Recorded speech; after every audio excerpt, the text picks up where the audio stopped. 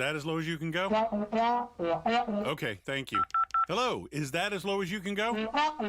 Okay, thank you. What are you doing? Calling around to get the best rate on a car loan. Why? Everyone knows Alcoa 10 is the best choice to purchase a vehicle or refinance your current loan. And with low interest rates and 90 days to your first payment, it's a no-brainer. You can even apply online and sign all the documents from the convenience of your home. Yeah, I don't know what I was thinking. Alcoa 10 Credit Union. It's so easy. Go to atfcu.com for details. Rates are dependent on credit score and equal housing lender.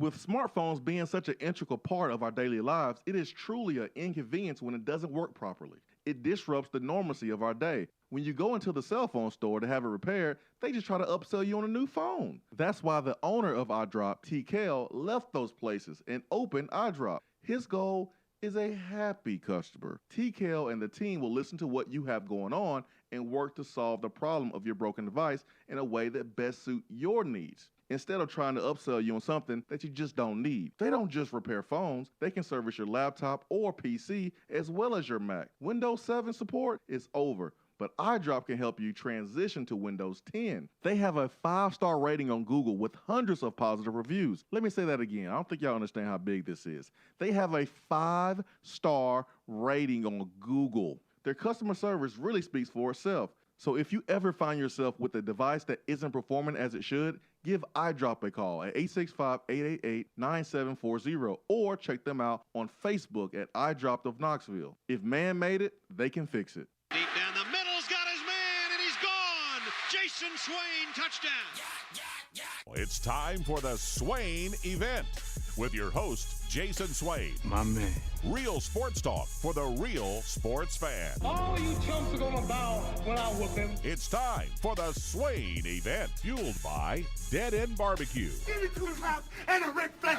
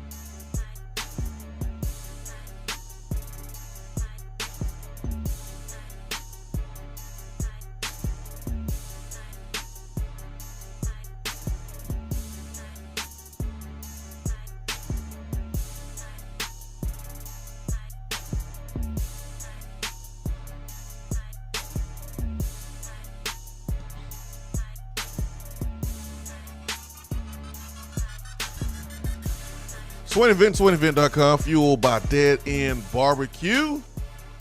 It is Wednesday, April the 7th, 4 minutes past the top of the hour. Hope you are having a great morning. Thank you for joining the Swain Event, making the Swain Event part of your morning. Hour 1 is brought to you by Hiller Plumbing, Heating, Cooling, and Electrical. But right now, Hiller is giving away a free vacation for you and your family this month with the purchase of a whole home generator or select new HVAC systems. Hiller's going to give you a free week-long vacation and $100 in gas. Ben McKee, Jason Swain. Ben, good morning. Good morning, Swino. How are you? I'm great, man. So emotional this morning. So emotional. Woo. Little Ben's all grown up. Little Ben. Man, I was on VolQuest.com this morning. And what do I see? I see Ben's first story with his name on it. 7 hours ago. Ben, you was up to 12 o'clock, man? Yes. Putting the story together? Working hard. About 11:15, but close enough. We can round up. Ben's first article with VolQuest. I need to print this out. Hey, we got enough ink up in here. A lot of orange on this article. I'll print this out. I'm gonna frame it, Ben. Ben's first article. You think your mom's gonna do it? No. You think your mom's gonna print it out and frame it? No, she did when I was in school, and I wrote my first story for the Daily Beacon, the student newspaper on campus. I had to contribute to the Beacon for a semester as part of a class. I think I had to do one story a month, and down in the bottom of the T-Rec, kind of past where everybody lifts weights, there's a rock climbing, or not rock climbing, sorry. There's a, you go back there and you can like rent things, like kayaks and outdoorsy stuff. I had no idea about this area. For the weekend, yeah. And then you can also sign up to go do rock climbing at the other, what is it, the Hyper? The other little fitness area that UT has. So that's what I wrote my first story on. And my mom did print that one off, but I don't think she's going to print this one off. Little Ben, all grown up. Headline, Mac focused on finer details with inexperienced backfield this spring, talking about the running backs. A few of the assistant coaches talked to the media yesterday. Him and Willie Martinez.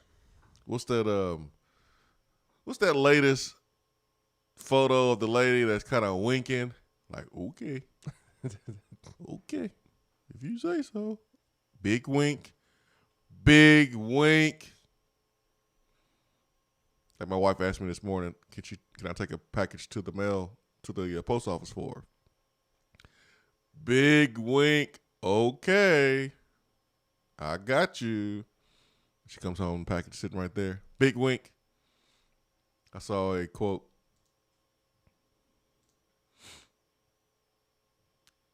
from a conversation we had yesterday about the running backs and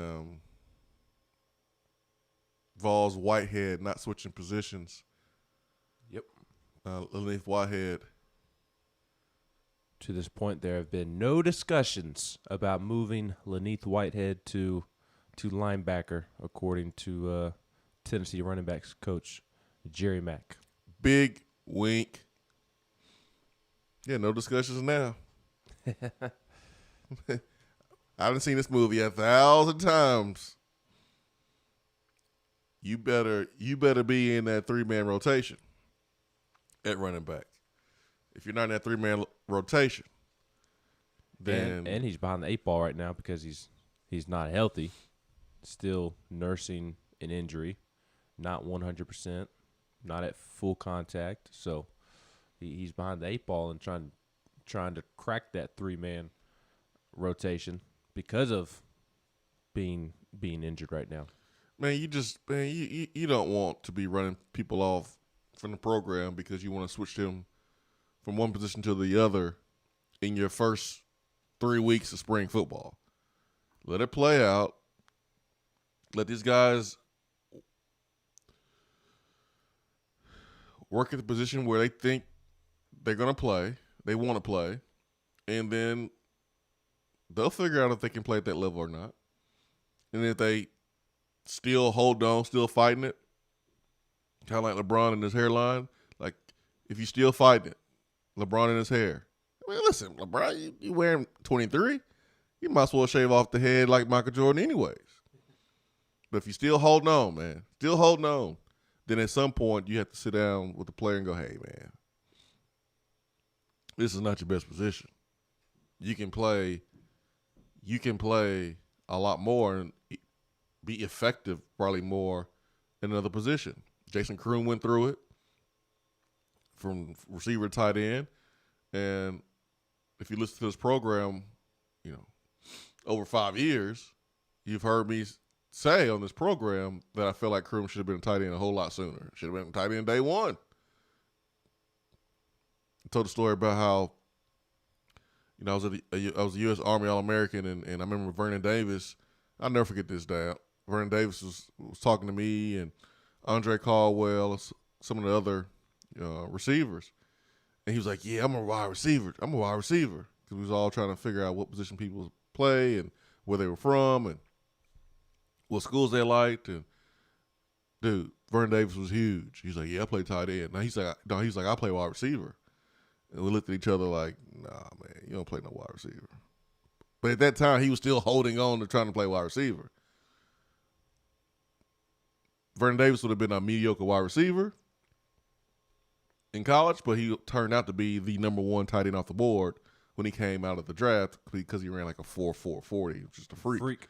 And so you can either be the best tight end or a mediocre receiver. You can be the best linebacker or you could be a mediocre running back. I've seen this story before. Listen, I may be wrong. He may blow it up at running back when he comes back. Well, I wonder what he wants to play because he was an inside linebacker there, I believe, at Athens High School in Athens, Georgia, and a lot of schools recruited him as a linebacker. So he played both, from my understanding, equally well in high school, if not a little bit better on the defensive side of the ball. So I wonder kind of what he wants to play. Maybe he does want to transition over to inside linebacker. And if I'm Laneith Whitehead, and we'll get to these comments, but if I hear the way Jerry Mack is talking about Jabari Small and how he attacks every day like a professional and how he was born to play running back, if I hear Jerry Mack talk about Jalen Wright and how he's still learning as a freshman early enrollee, but he flashes, and when he does flash, they are big flashes in terms of when he gets to that second level and the speed.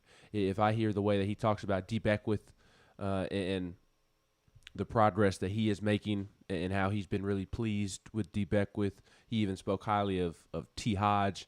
If I'm Laneith Whitehead and I hear Jerry Mack talking about these other backs in the room, and he wasn't even really talking about Tyon Evans because Tyon Evans is banged up with an ankle injury right now. And then you look across to the other side of the field and you see the situation going on with the inside linebackers. Mm-hmm. I may ask to move the inside linebacker myself. So, I mean, there were 3 scholarship linebackers at inside backer yesterday. Salon Page, Morvin Joseph, and Quasi Garland. And Quasi Garland got put on scholarship last fall, I believe. Can't complain about not getting any reps, linebackers. No. We're going to need some extra water at the linebacker station and possibly an oxygen tank. And ordinarily, Jeremy Banks, Roman Harrison, they'd be an inside backer as well, but it's spring and there's no need to push them through some injuries that they are nursing. I kind of talked about that yesterday, that once fall camp rolls around, it'll look a little bit better than what it does now. But because it is spring, they are being cautious with those guys. Has anyone said that Tim Banks is not wearing enough orange in his press conference? Probably.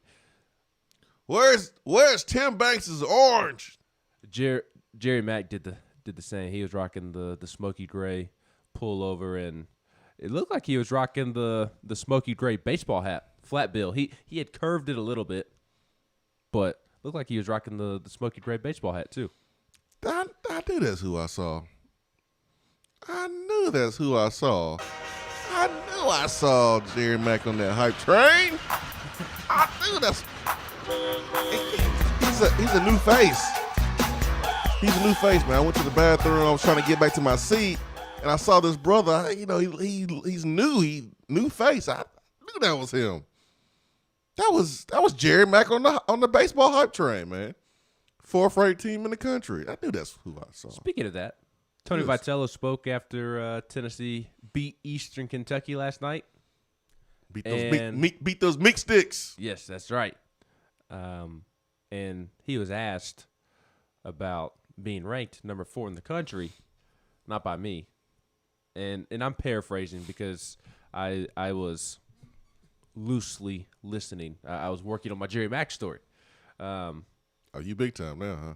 You don't give Tony Vitello half of your attention. I had already asked Tony my question, sir. But if I heard correctly, I'll have to go back and double check. But I believe when he was asked about being ranked 4th, I believe he said, we're not that. We know what we are, but we're not that. And the players are confident in their ability. So even like Tony realizes that they're not the 4th best team in the country. They're They're a third. really good baseball team, but Third, then. yeah, number one. Forget Vandy. Vandy's not even the best. How can Vandy be number one in the country when they're not even the best team in the state?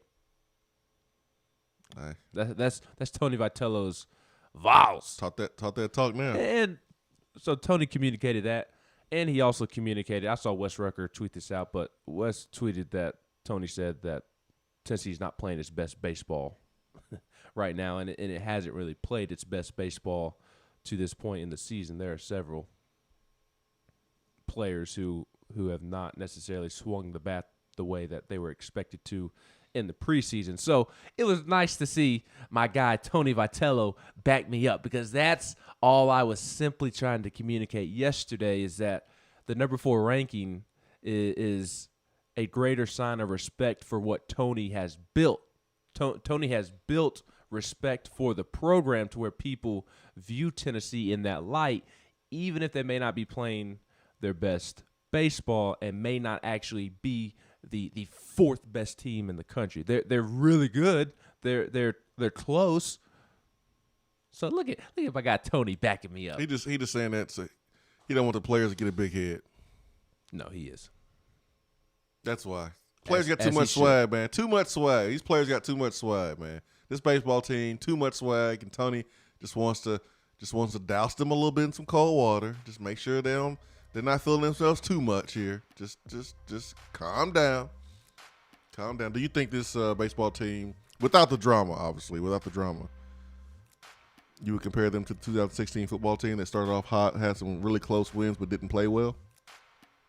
And then jumped up to what Just numbers? I think they were like number 6, 7. 6 when they played Texas A&M. And then the same mistakes reared its ugly head in an A&M game with fumbles and mistakes, and they cost them the game.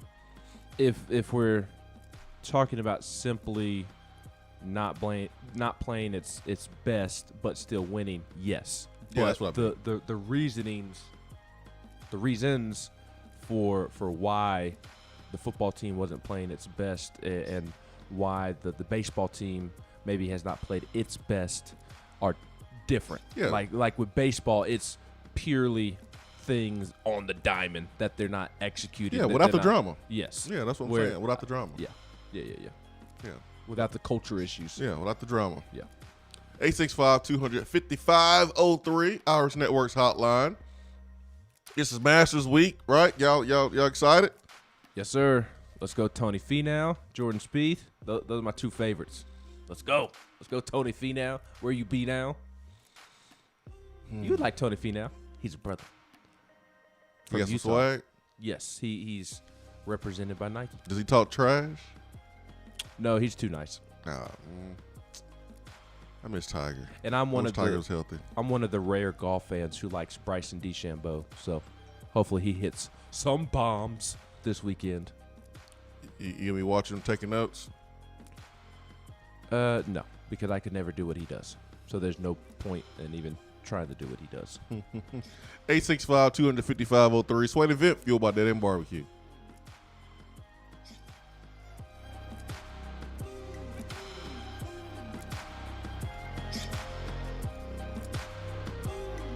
If you want to get in on the conversation, call the Iris Networks hotline at 865-200-5503. Grow your business with Iris Networks high-speed fiber internet. IrisNetworksUSA.com. If you're coming to Knoxville and need a place to stay, do yourself a favor and book a room at Hampton Inn Paper Mill, also known as the Hampton on the Hill. This award-winning property is literally in the top 5% of all Hampton Inn properties. The GM, Stephen Lawrence, is a good old local boy who grew up in the business around Knoxville. He and his staff are always available, always willing to help, and will go above and beyond for their guests. The newest Hampton Inn in Knoxville has clean, affordable rooms, flat screens, fridges, and microwaves in every room. Plus, breakfast is included in every rate. Not to mention, there's also a pool and fitness center on site. If it wasn't so close to amazing restaurants, bars, and shopping, you would never want to leave. At only 6 miles from campus, you're still right in where the big orange action is. Go to HamptonInn.com, search Knoxville, and book your room at the Hampton Inn Paper Mill, or call 865-693-5400. Top 100 barbecue restaurant Dead End Barbecue is a no-brainer when you are craving the smoky flavor of quality Q. Dead End makes it easy to enjoy their fantastic menu with online ordering from Chow Now for pickup, or if you don't feel like leaving the house, then have Dead End Barbecue delivered right to your door by Loco Knoxville or Bite Squad. There is no better restaurant in town to enjoy the madness of March with. Cheer on the Vols and the Lady Vols with the best barbecue around. Check them out online at deadendbbq.com. Dead End Barbecue. The search is over. When I made the move to my own studio, I was worried about this. I was worried about that. I was worried about, hey, did I get this piece of equipment? Did I get that piece of equipment? Does that sound good? Does that not sound good? One thing I didn't have to worry about, that was office furniture, because Office Furniture Outfitters met my furniture needs. With a 50,000 square foot facility, they have East Tennessee's largest selection and are the best value for new and used office furniture. Located in Knoxville, it's easy to find everything you need for your new space, including desks, file cabinets, chairs, conference tables, and more. Office Furniture Outfitters is turnkey. They came to my place, we mapped everything out that was needed, they delivered, and get this, set everything up. To learn more about what Office Furniture Outfitters can do for you, log on to ofonox.com. That's ofonox.com. JC's Tree and Landscaping Service specializes in quality tree work done at an affordable price. Trimming and removing trees are their specialty. They also offer other services like land clearing, stump grinding, crane services, and all of your basic landscaping needs for both commercial and residential. JC's will give you a free estimate and beat any written quote by a competitor to guarantee that you get the lowest price around. Don't risk your land with a fly-by-night service. JC's Tree and Landscaping is licensed and insured. Give them a call at 865-599-3799. For a replay of each day's Swain Event TV, like us on Facebook.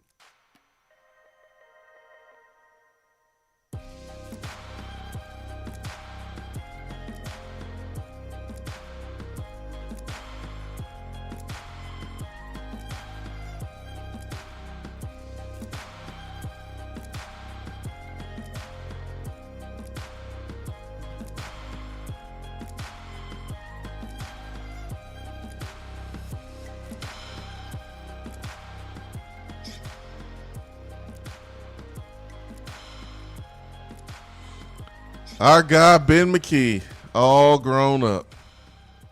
First article on VolQuest.com, dropping some quotes from Jerry Mack, the running back coach.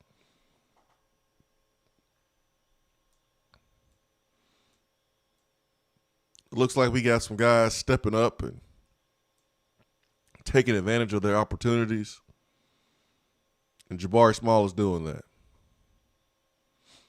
And remember, man, the young man has track speed. You can't teach track speed. There's some things you just can't teach. You can teach a player where to go. Right, left, middle,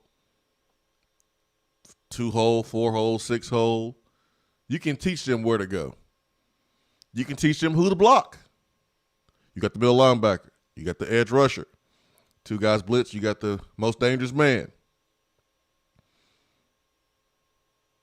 But you can't teach someone to run fast. You can't do that. The coach might think he's doing something. Pick your feet up. Yeah, I coached him up, man. I got him running that 4-3 because I told him pick your feet up. That's like me telling Tiger Woods it's all in the hips when he's playing golf. Yeah, I schooled Tiger. No, I told him something he already knows already because you just can't teach speed. And Jabari Small has that home run ability. And I'm telling you, man, Tennessee, of course, lost some offensive firepower last year from last year's team due to transfers.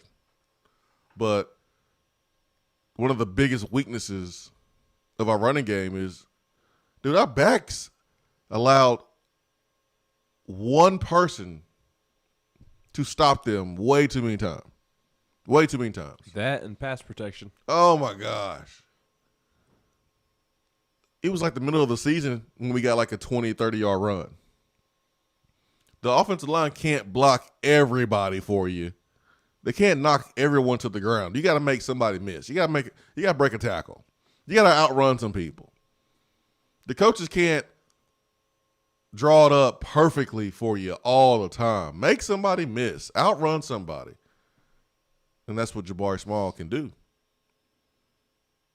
I remember him coming out of was it North Carolina? I want to say he came out of North Carolina. Jalen Wright came out of North Carolina. Jalen Wright, that's right. Jabari Small, Memphis kid. But Jalen Wright has a track speed, but Jabari Small is he's more that John Kelly. That's what he reminds me of. He got that John Kelly in him. Yes, I'm not going to let you bring me down. I mean, he runs hard. He runs like he's 245 pounds. Mm-hmm. He got the little man syndrome in a good way. Yes, I'm not saying it in a bad way. Not like Butch. Correct. But Jalen Wright has a track speed, but both guys are fast. Yes. Jalen Wright's just a different type of fast. He's like Lamarcus Coker fast. Both guys can outrun the defense, but Jalen Wright will outrun the defense within like 10 yards of the line of scrimmage. You better stop him before he gets going, or it's a house call. Yep. And that's also why you'll likely see him on kick return as well. Yes. I think this running back group has a better chance of hitting home run plays at the running back position. If we don't do anything else on offense, which I think we will do a lot more on offense, but if we don't do anything else on offense, I think we will see more plays, more running plays, more 20-yard runs from our running backs. I think we will see that because these guys are a little bit better in space and faster.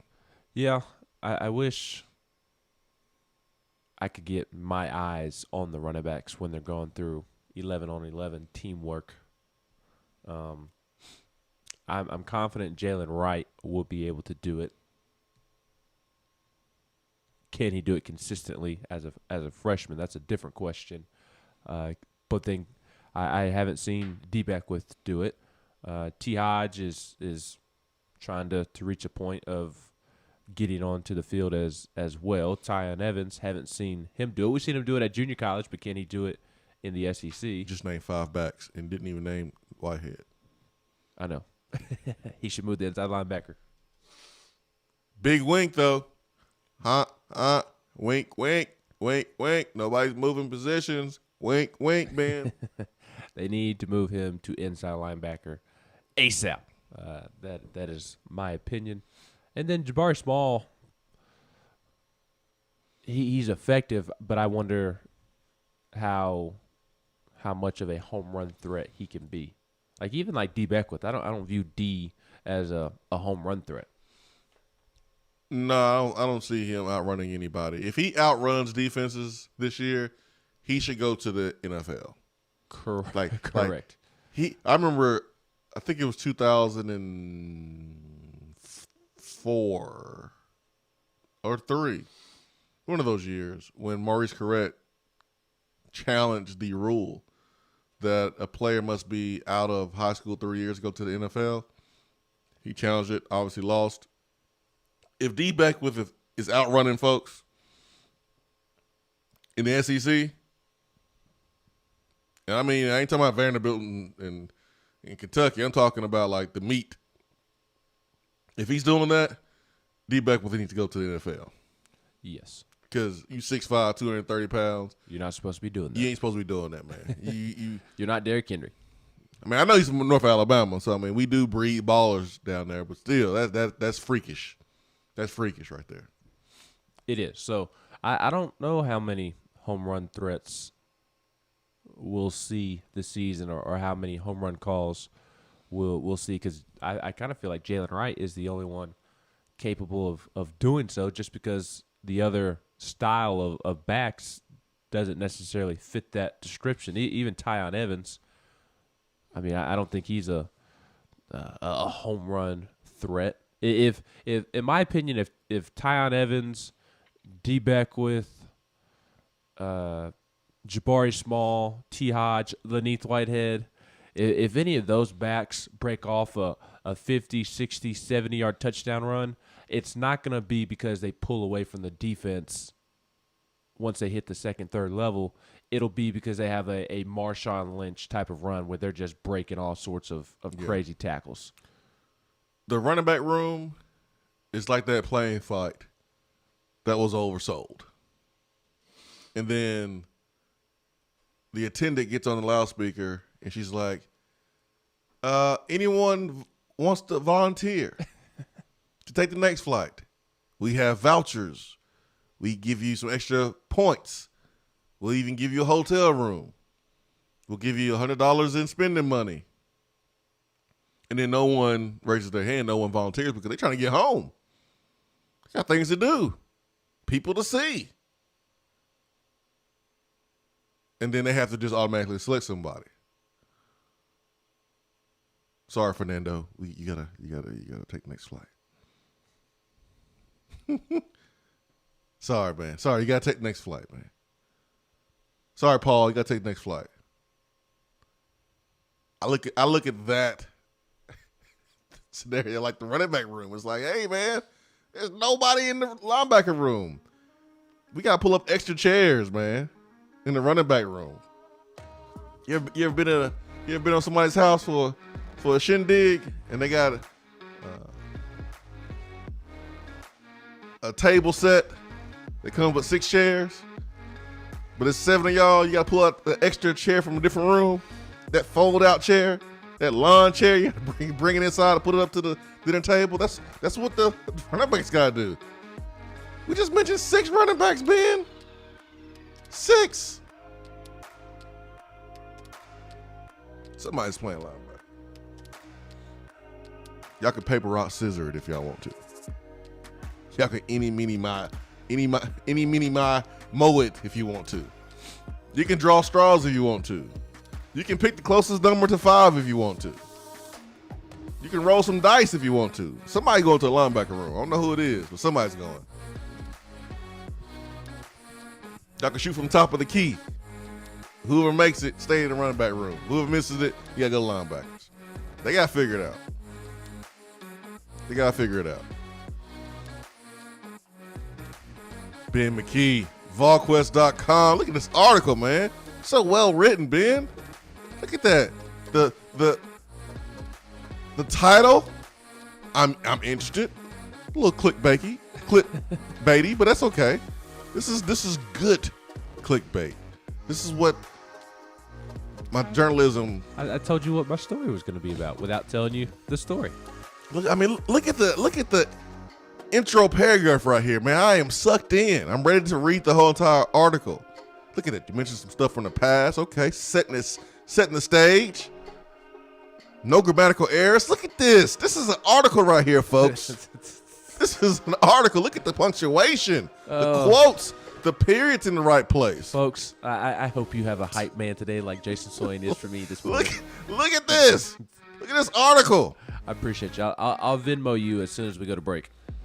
Look at the punctuation. Look at that. Boom, boom, boom. Right there, all in line. Look at this, guys. Get over there to VolQuest.com. Look at this. I'll also have an update on 4-star wide receiver Cameron Miller out of Memphis coming out later today, I believe. So, man, you showing out, Ben. Hit the parentheses. Parentheses right there. I'll have a Willie Martinez story for you later today. Good job right there, Ben. Yep. We rocking and rolling at VolQuest. Comma's in the right spot right there. Good time to get in and fit in. Look at that. What's that little line right there called, Ben? What's that line right there? The hyphen? That's not a hyphen. That's a hyphen right there? That is a hyphen. This one right here. Yeah, look how you use a hyphen. What's that? Is that AP style or something? Oh, yeah. Look at that, Ben. AP style for AP. You making everybody proud, Ben. Again, I hope everybody has a hype man today like Swain and V for me right now. I'll Venmo you during the break. Oh man, no, I'll take my cash in my hand. I want to know. I want to put it in my pocket. I wonder why. I want to put it in my pocket, man. I just want to make sure. You trying to see me no fake cash on the websites. and apps. 865-255-03. Swain Event, fueled by Dead End Barbecue.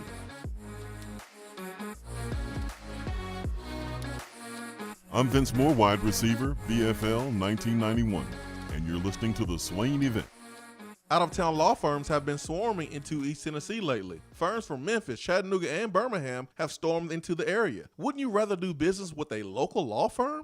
You know, a true neighbor. Marcos Garza and the pros at the Garza Law Firm are just that. They are our neighbors and friends that support local causes year-round. The Garza Law Firm works to serve you professionally on criminal matters, injuries and accident matters, and Social Security and disability filings. The Garza Law Firm is here for you at GarzaLaw.com. The Garza Law Firm. Let us help.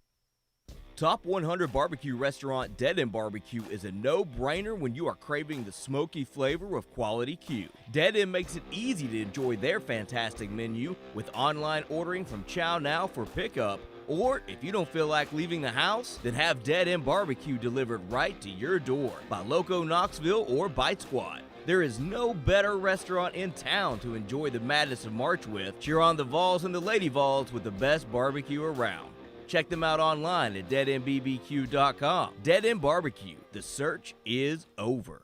We're here with Dr. Michael Carlson of Tennessee Regenerative Sports Medicine to discuss stem cell treatment and PRP. If you have orthopedic injuries such as shoulder pain, knee pain, Achilles tendonitis, or tennis elbow, you should give them a call. That's right, Jason. We specialize in regenerative non-surgical orthopedics. So we treat damaged tendons, ligaments, and joints by using ultrasound-guided injections with stem cells or PRP. And this form of treatment actually stimulates the body's own reparative process and allows for healing of the damaged tissue. So, Doc, what makes your training different than others? Well, Jason, I've been practicing in Knoxville for 26 years, and I'm certified in interventional regenerative orthopedic medicine through the American Academy of Orthopedic Medicine. So unlike the big seminars that will advertise stem cells, fly someone in for a couple hours to talk about supposed stem cells that you order off of a shelf, then they'll depart, leaving the patient wondering who will be the person injecting me and what their level of training is. At Tennessee Regenerative Sports Medicine, I'm the one doing the procedure, and we're using your own bone marrow stem cells or PRP. So in other words, it comes from you and it goes back to you. So you know exactly what you're getting and know exactly the level of training involved. Tennessee Regenerative Sports Medicine, trsportsmedicine.com. East Tennessee's leader in PRP and stem cell therapy. Guys, your health right now is more important than ever. I recommend Low T Center. That's where I get my levels checked. It all starts with the annual wellness exam where they do a comprehensive health assessment exclusively for men, making it quick and easy to take care of your health. And now they offer monitored self-inject at-home testosterone treatment. Most insurance is accepted. Go to lowtcenter.com now to book your appointment and make your health a priority. Low T Center, reinventing men's healthcare.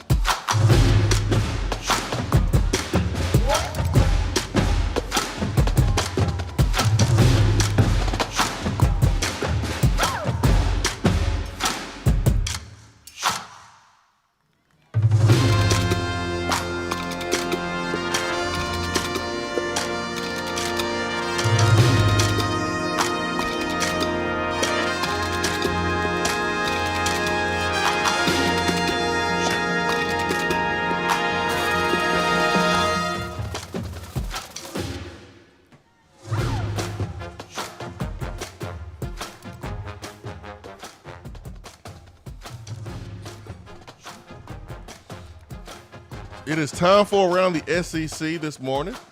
Swain Event, fueled by Dead End Barbecue. Around the SEC, Ben, who's transferring today? Justin Minaya from South Carolina will test the NBA draft process, but if pro basketball doesn't work out, he will transfer from South Carolina. So South Carolina is losing Justin Minaya one way or another. I do not see him making it to pro basketball, so I would imagine that he transfers. Unless he's playing on a team that has sleeves at jerseys and a bunch of things on the front of the jersey that we can't read. That's true. If he's playing overseas, yeah, that is a possibility. Vanderbilt fired its women's basketball coach, Stephanie White, on Tuesday afternoon. She had an interesting season. Vanderbilt lost a game by 63 points. And she should have been fired after the game. Opted out a week later. She should have been fired right after the game. She had 3 Vandy starters transfer this week, and she went 46 and 83 in 5 seasons. 13 and 54 in SEC play. AD gets it for what, man? You get beat by 63 points, and we paying you? Like, we paying you. It'd be one thing if you, like, volunteered to go coach the third grade little girls at the rec around the corner. Oh, it's okay. You know, teaching them fundamentals, teaching them about the game of basketball, how fun it is. You know, the scoreboard doesn't matter. 63 points. Who they lose to by 63 points? South Carolina? I think. UConn? Possibly. The LA Sparks? 63 points? The Phoenix Mercury? The Seattle Storm? Chicago Sky? What professional team did the Vanderbilt lose to by 63 points, man? That's what I want to know. They played 8 games. 63 points? It wasn't that bad. It couldn't be that bad. It couldn't be that bad. I don't believe it. I don't believe that. Oh, you can. Who? South Carolina. Goodness gracious. 106 to 43. You have to like quit to lose by 63 points. Well, they did quit a week later when they opted out for the season. I mean, during the game, you have to quit. Like, the AD should have fired that coach immediately after the game. I probably would have fired during the timeout. Come on, right here. Come on. Assistant coach, you got it for the rest of the game. 63 points, Ben. I would understand if you were playing like 3 games in a combined, like you were playing a freaking 120-minute game. How do you have enough time to get up by 63 points on somebody? Sorry, man. For all those reasons you just mentioned. I'm sorry, man. I just can't believe somebody lost by 63 points. That is some high school basketball stuff right there. Devin Askew is transferring from Kentucky. Yo, this is big time news, man. We missed this yesterday. We did. We did not do around the SEC yesterday. But Devin Askew, one of Kentucky's point guards, is in the transfer portal. Started 20 of 25 games this past season. And he is headed elsewhere. Yeah, he got the hair like Justin Timberlake a little bit. Yeah, sure. He averaged 6.5 points and 2.9 assists and 2 turnovers per game this season. He might go to UCLA too, man. Who knows? Where's he from? Looks like the West Coast. Let me double check. Let me double check. You know, Wikipedia sometimes, man, they don't be doing you right all the time. Most of the time, but not all the time. It just says he's born in California, but let's see where he. Oh, California. Yeah. He went to Modern Day. That's right. Yep. I don't know where that is. Is that a L.A. area? It's a powerhouse, like, sports program, really good in football too. Santa Ana, California. Yeah, California. So he's from Cali, man. Wherever that is. He might do what Johnny Juicane did and go to UCLA. I thought his confidence wasn't where it needed to be for Kentucky. You know, he played well against us, I think, in the second matchup. South L.A. So he can go play with Johnny Juzang at UCLA. Yeah, or USC, one of the two. Either would be good for him. You know, I'm telling you, man.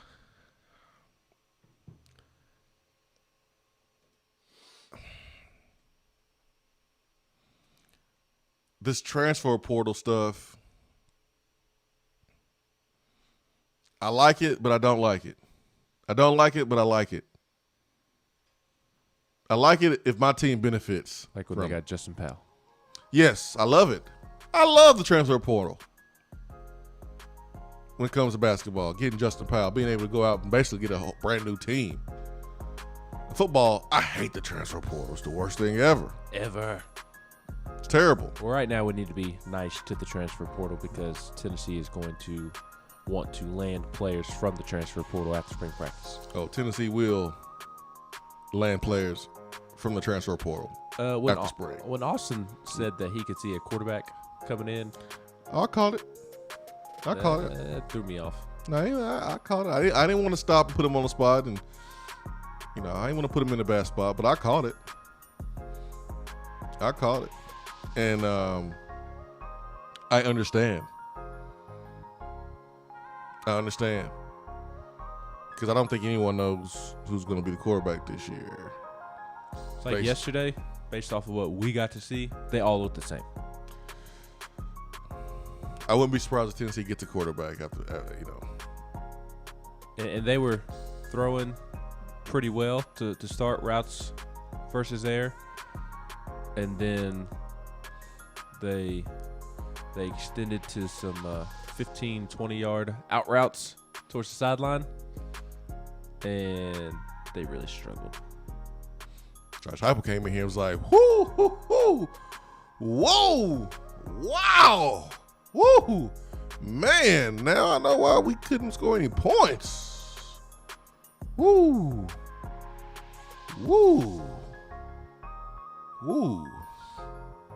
I bet Josh Heupel be talking bad about Chris Winkie.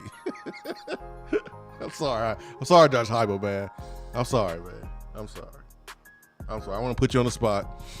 I'm totally making this up. But if Tennessee goes out and get a transfer quarterback and you literally have, 4 in the room, what opinion are you going to have about the previous coach that coached the quarterbacks? It ain't going to be pleasant.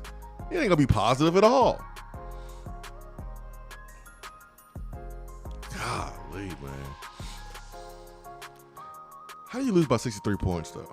It's Vanderbilt. I don't care, man. 63 points?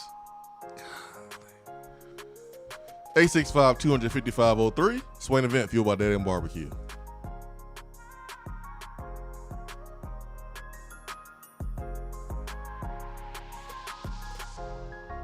At work? Can't call in? Don't feel bad. You can talk to the guys on the text box. It's part of the free Swain Event app. More and more Tennessee businesses are switching to Iris Networks for reliable, local, high-quality, high-speed business fiber internet. Iris provides direct internet access from 10 megs to 10 gigs with no payments for 90 days. Iris also offers next-generation business phones with work-from-anywhere capability from the mobile or laptop app. With local sales, support, and service, Iris is a partner in the community. Learn more at irisnetworkusa.com or call 865-448-IRIS. Iris Networks, a Tennessee business connecting Tennessee businesses. It's a new season, which means it's time to rep your team in new ways with gear from Game Time Sidekicks. Rep the Vols with every sip with a new tie-dye tumbler or bottle. They also have a new NFL Players Association product line, so you can support your favorite VFL on Sundays. Want to put your own flair on a tumbler? Game Time Sidekicks has you covered with options to add your own text or even a monogram on the back of your favorite team tumbler. To check out everything that Game Time Sidekicks has to offer, go to GameTimeSidekicks.com. Carry your team with Game Time Sidekicks. Good morning, Swain Event family. As you already know, I'm your go-to realtor when you are considering buying, selling, or investing in East Tennessee real estate. But did you know I can help all of you listeners in other parts of the country? No matter where you're listening from, there's a good chance I have several Keller Williams real estate partners in your area. I've developed relationships with realtors I know I can trust to help you with your needs. So give me a call, Jennifer Morris, Keller Williams Realty, 865-257-7897, or email me at jennifermorris865@gmail.com. I just wanted to come by and congratulate you on the great work you've been doing. I like your style. You remind me of a young me. Failure is not an option. That boy is good. Homes remind yourself, nobody built like you. You design yourself. Attaboy. Attaboy is brought to you by Made in Tennessee Business Fiber Internet from Iris Networks. Find business solutions for you at irisnetworksusa.com.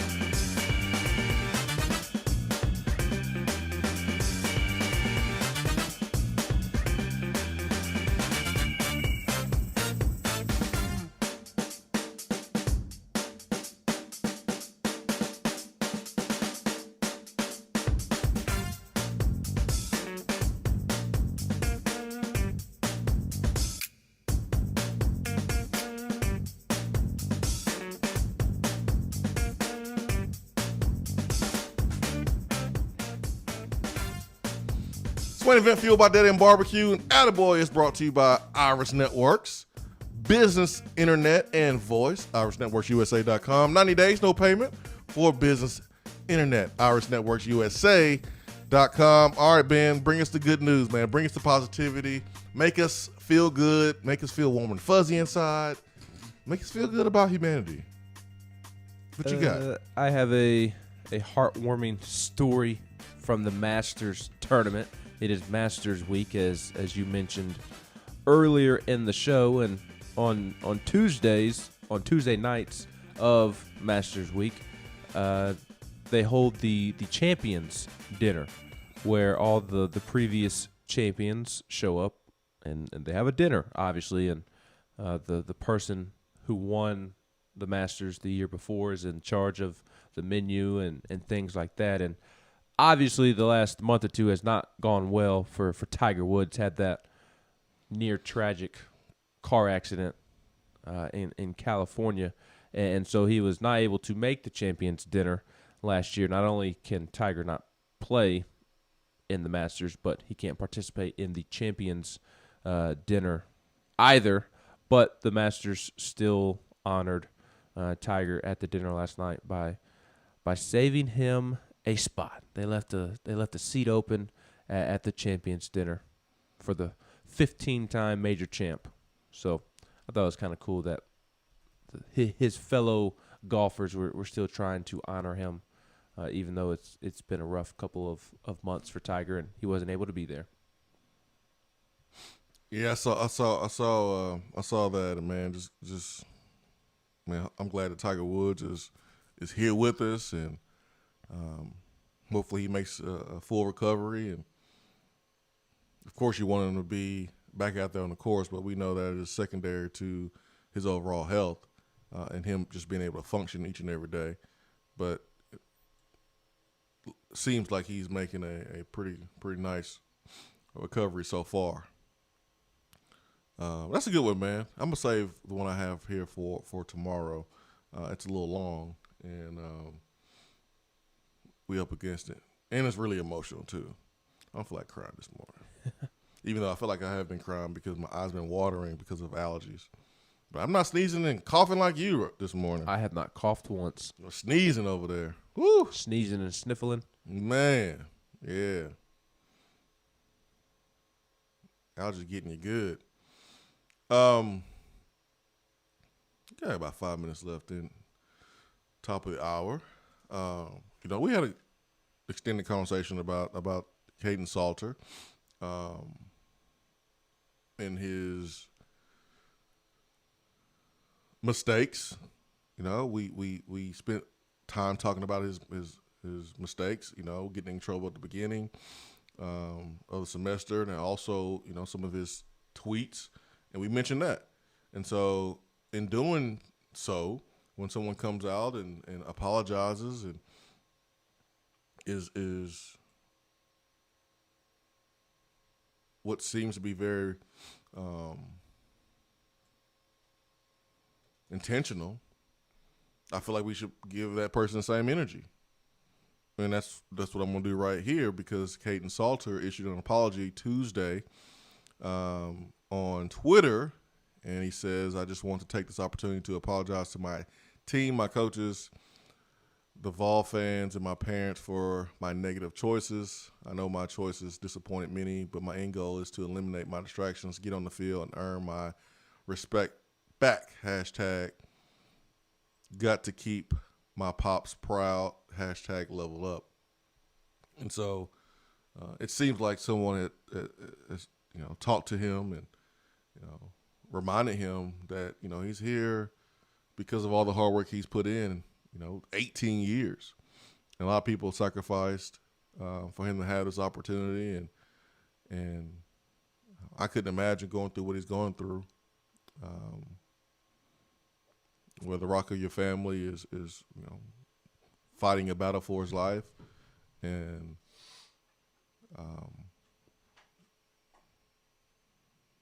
what may be an outlet for you. Is it football, or is it acting out doing other things? And I remember, my father died when I was 9 years old, and that was a time where I had some of the worst behavior. And I was 9. And so you try to understand, you try not to, and hopefully no one has done this, try to kick a kid off the team or nobody really should be tweeting negativity towards him anyways, but you do have some keyboard warriors out there anyways. But it's clear that it's been a bumpy start for him. And Tennessee fans and just good people in general saw a family that was in need and helped that family. Just crushed the GoFundMe goal of $1,000 or $10,000. I think it was something small, but crushed. I think it was like over $30,000 just to help with medical expenses and lodging and food and things like that, because the family was here in Knoxville from Texas. And so there's a lot of good people that want to see Salter be successful. And it seems like that someone talked to him and reminded him of that. And, hopefully this could be something in the rearview mirror, and he can be the player that a lot of people expect him to be at this level, based on what he did at high school. He's a talent. So just want to make sure that we give him the same energy we did when he's tweeting out silly stuff and making silly mistakes, that this apology deserves the same energy. So he's gonna have to earn that trust back and respect back from his teammates and coaches for sure. And he'll do that.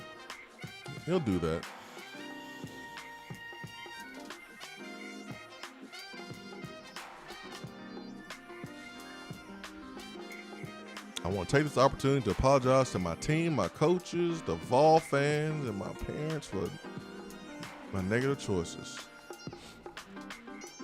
Hey, man. We all young. We was all young before, man. We all made silly mistakes, man. All made silly mistakes. 865-255-03. Hour 2 is coming up.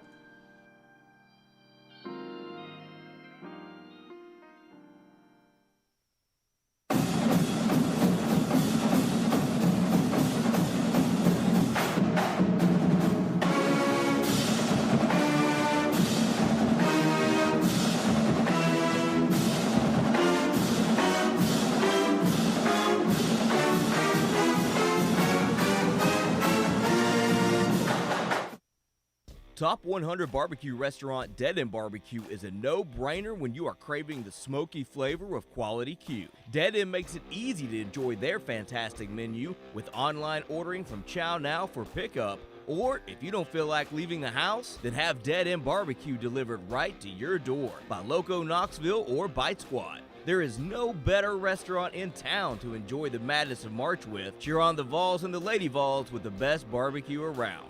Check them out online at deadendbbq.com. Dead End Barbecue. The search is over. Is that as low as you can go? Okay, thank you. Hello, is that as low as you can go? Okay, thank you. What are you doing? Calling around to get the best rate on a car loan. Why? Everyone knows Alcoa 10 is the best choice to purchase a vehicle or refinance your current loan. And with low interest rates and 90 days to your first payment, it's a no-brainer. You can even apply online and sign all the documents from the convenience of your home. Yeah, I don't know what I was thinking. Alcoa 10 Credit Union. It's so easy. Go to atfcu.com for details. Rates are dependent on credit score and equal housing lender. When you see the happy face on our truck, you'll be smiling because you'll know that you're in love. At Hiller, we care about your family's comfort all year long. If you get caught without air conditioning this summer, we're offering a free service call with any repair. That's a free service call when we do the work on your HVAC system. Visit happyhiller.com to schedule your appointment today. Call the Happy Face Truck today. Touchdown or turnover is backed by Alcoa 10 Federal Credit Union, a place where you belong.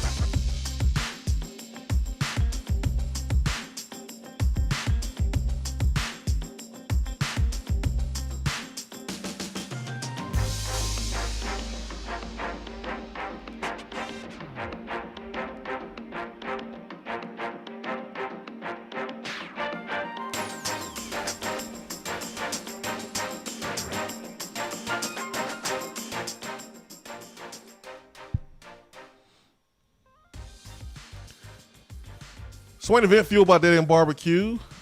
Hour 2 here in the Swain Event, and we start hour 2 with touchdown or turnover.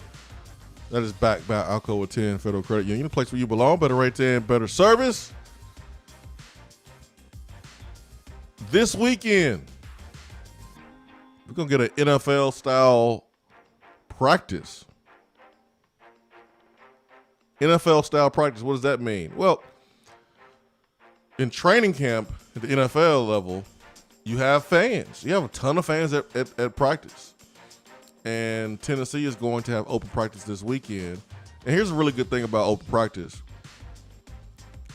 It adds pressure. It adds pressure. One thing that I really liked about Butch Jones doing it, and I remember him saying this is a really good point, is, man, it's different. You change it up a little bit. Man, you have fans there at the stadium. For those freshmen, they're not playing in front of a group of fans for the first time in the first game. Not saying it's going to be 80,000, 100,000, but just spectators, just people in the stands that see your play. You're already going to put your play on film. But the fans don't see that. The coaches see that. Your teammates see that. The old saying, the eye in the sky don't lie. Every day you put your work on film. But this Saturday, everyone is going to be able to see your work. So you get burned and you quit, or you don't show great effort, everyone's going to see it. I think this is a fantastic idea, giving Tennessee fans a peek behind the curtain, a peek under the hood. And the last 12 months have been just brutal. Good to get back out around people, outside, watch some football. So touchdown turnover. Tennessee will have a good turnout for the open practice. And I can't quantify a good turnout. I want to, but I can't. Because I don't think there's any way that you can be able to know. I don't know if they're going to be counting or not. They may count. They have a good turnout, something that you can post and brag about. But I'm not going to quantify the turnout. I'm not going to try to define it, what a good turnout is. I just want you to answer the question, and I'll do the same. You think it will be a good turnout, man? Think people will show up and we see a good crowd at the open practice this weekend? I say turnover. I do not think that there will be a great crowd. There's a 90% chance of storms on Saturday, and unless that changes, I think that will deter people from coming, especially out-of-town folks. And then just the apathy. You and I feel it on a daily basis doing this show. We understand where the fans are at in totality, so I think that will also keep people away. And then there's also, some people who are still taking COVID seriously. Mm-hmm. So I kind of think the mixture of those three factors will not result in a good turnout. The stadium's so big, man, even if it is a good turnout, it's not going to look like a good turnout. So I'm going to say turnover. I don't think it's going to be a great turnout. I think you mentioned, and this is something I wasn't even going to mention, you mentioned the weather, 90% rain. That was a good catch by you. But, nah, man, I think there's going to be some folks there. But, if it was Vanderbilt Stadium, I would say, yeah, good turnout, because it would look like a whole lot more because the stadium is so small. But nah, man, if it's not 30,000 people, it don't even seem like it's anybody there because Neyland Stadium is so huge. So, but this is good though, and continue to open this thing up. And this is the third week of spring practice, so they might have maybe another Saturday to do a practice before a spring game. That's the other thing. I don't think they've promoted it well. Not that they necessarily had to, but if they were going for a good turnout, then they should have, scheduled it before spring practice began. That way people were aware of, okay, Tennessee's going to have a spring practice in 3 weeks. Let's plan a day trip to Knoxville. We can go to Dead End. We can go by Alumni Hall. D.R. Vol likes to plan weekend trips to Knoxville. I'm sure that is something that maybe if he knew a month or so in advance that he and his lady friend could work out. Could even stop at Jared's in the mall, but before heading over to campus. It's on the way to Dead End, so D.R. Vol could have pulled that off. But I think that also does not help the turnout. I mean, technically Tennessee has not even announced it yet. John Bryce mentioned it in a tweet yesterday. Tennessee is going to hold a practice on Saturday. They're just kind of waiting to announce it. So it's already Wednesday, and if they don't announce it today, then it'll obviously be Thursday, 2 days before it is supposed to be held, and it's somewhat early in the morning. Just a ton of factors going against a good turnout. But it is Tennessee fans at the end of the day, so I guess it would not surprise me if there is a good turnout. Yeah, I think this weekend will be a good weekend for D.R. Vol to propose in front of, the kneeling statue. Because kneeling is right there on the knee. D.R. Vol can get on the knee right there in front of kneeling, and boom, pop the big question. Be a great weekend for that. I agree. God, we so terrible. We're the worst friends ever. We're the best friends ever. No, we're not. Friends are not supposed to do that to each other. I hope she's not listening. I hope she is. Let's go to the text box. Big Dan says, yeah, I had no idea they were having open practice this weekend. LOL. Yeah, I didn't know it was open to everyone. Thought it was just news only.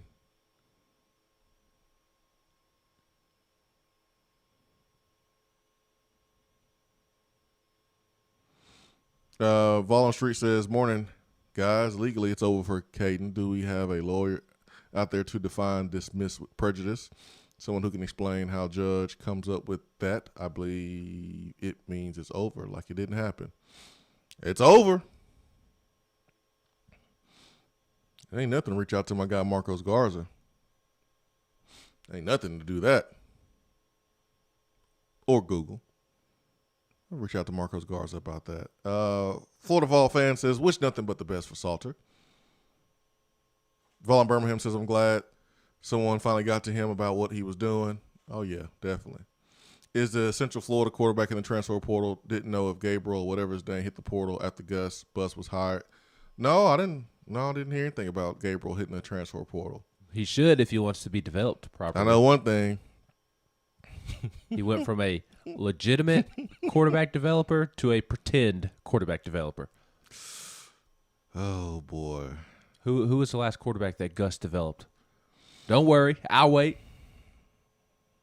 You'd probably have to go back to Arkansas State because he did not do so at Auburn. I'll give him credit for the work that he did with Nick Marshall. Nick Marshall converting from a DB to a what did he do? Athlete playing quarterback. What did he do with Nick Marshall? Almost won a national championship. They had that offense had success with Nick Marshall at quarterback. I'll give him credit for that. But I mean, it's not like he took Nick Marshall, who was a high school quarterback coming in, and just developed him into some all SEC type of player. He took a player that was a great athlete, and he did a really good job in his system. Yeah. But he still did not develop a quarterback. Correct. And he didn't even do that with Cam Newton. No. Because Cam Newton went to the NFL and still had to develop as a passer, still had to, work on his delivery, his throwing motion. And that's still been the knock on Cam Newton to this day. So all Gus Malzahn did was take a freak, once-in-a-lifetime type of player. And ride his coattails. Correct. And that player just fit his system perfectly, Nick Marshall and Cam Newton. But Gus Malzahn has yet to develop a quarterback inside of the SEC. So, yeah, if I'm Dylan Gabriel and you get news of Gus Malzahn being the coach, he's a championship competing coach. He won a championship as offensive coordinator. He's an SEC coach. He has a nice winning percentage in this conference. But you play quarterback. I don't know if you should be all that excited about your development and where you're going to go from here. You may win some games. That's great. But, man, you want to be coached by someone that's going to make you a better player each and every day. So, hopefully Gus Malzahn, in Dylan Gabriel's case, hires a really good quarterback coach. Which he also has not shown that he can do. Tried to bring in Chad Morris. And I realized this was more as offensive coordinator. But Chad Morris did not work out. I believe he was also the quarterback's coach. Rhett Lashley, who is doing great work at Miami right now, he did not work out. And then I think Gus was the head honcho in that regard, but prior to those two. But Jared Stidham got worse.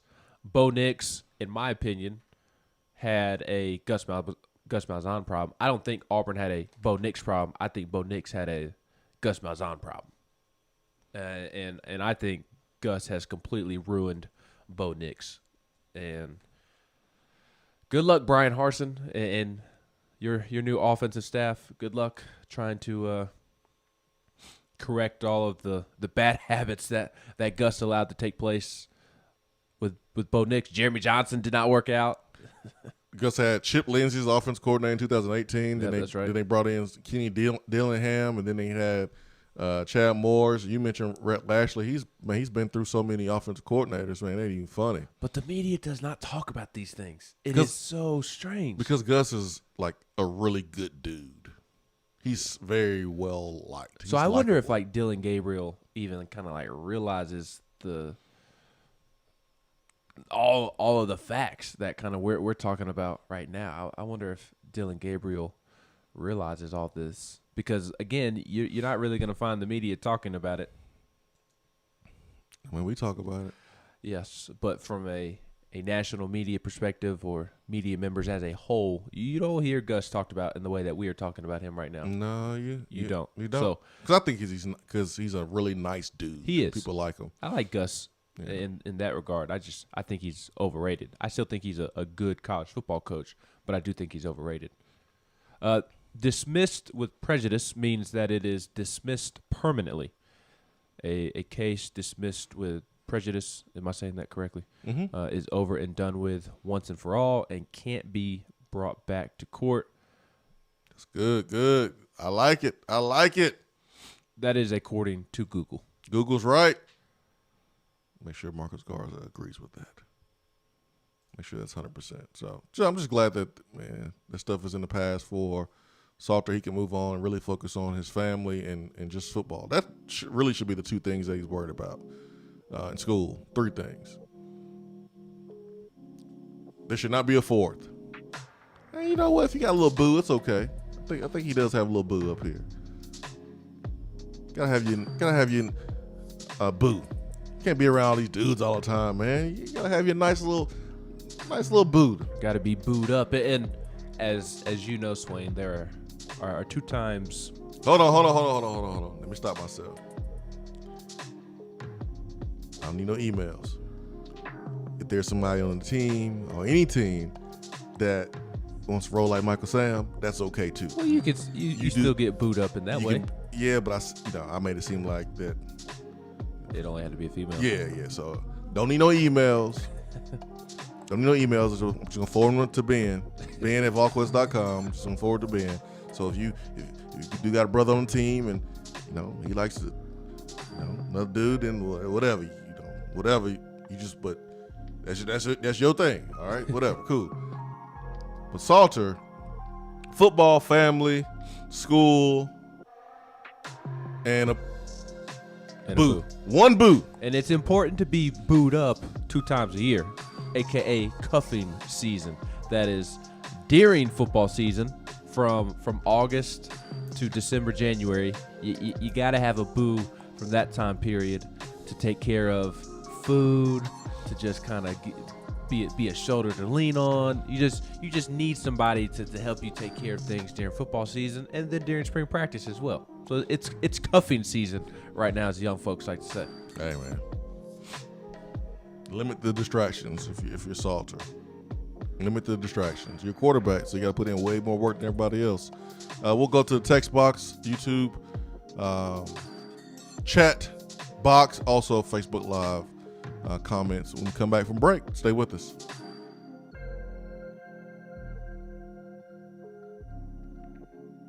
While the other guys are taking guesses, the Swain Event is taking you behind the scenes and in the huddle every morning from 7 till 10 right here. Out-of-town law firms have been swarming into East Tennessee lately. Firms from Memphis, Chattanooga, and Birmingham have stormed into the area. Wouldn't you rather do business with a local law firm? You know, a true neighbor. Marcos Garza and the pros at the Garza Law Firm are just that. They are our neighbors and friends that support local causes year-round. The Garza Law Firm works to serve you professionally on criminal matters, injuries and accident matters, and Social Security and disability filings. The Garza Law Firm is here for you at garzalaw.com. The Garza Law Firm. Let us help. When I made the move to my own studio, I was worried about this. I was worried about that. I was worried about, hey, did I get this piece of equipment? Did I get that piece of equipment? Does that sound good? Does that not sound good? One thing I didn't have to worry about, that was office furniture, because Office Furniture Outfitters met my furniture needs. With a 50,000 square foot facility, they have East Tennessee's largest selection and are the best value for new and used office furniture. Located in Knoxville, it's easy to find everything you need for your new space, including desks, file cabinets, chairs, conference tables, and more.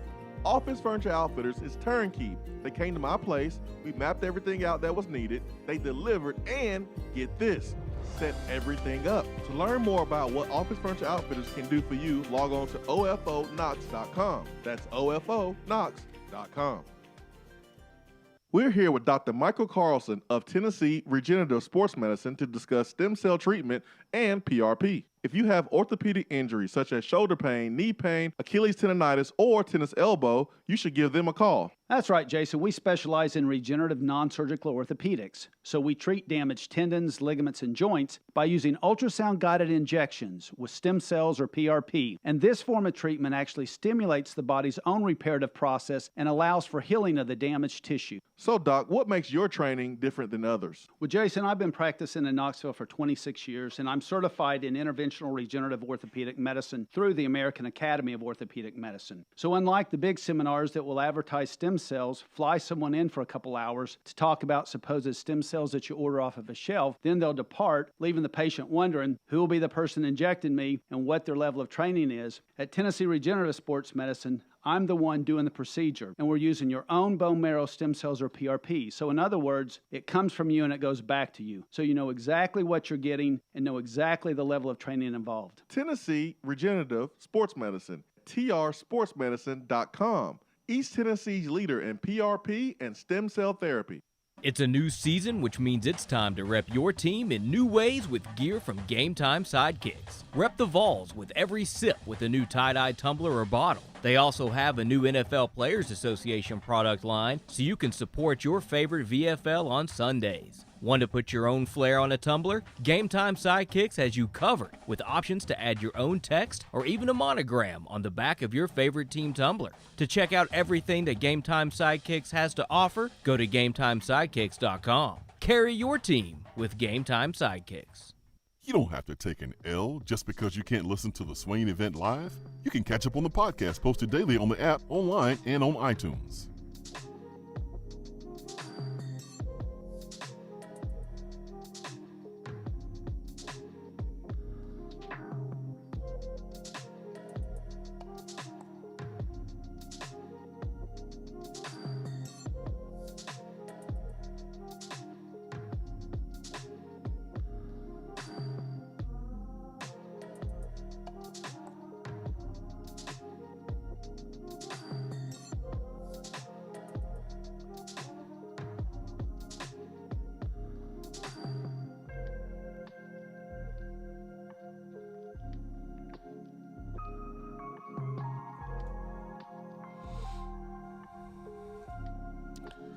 Take a look at YouTube.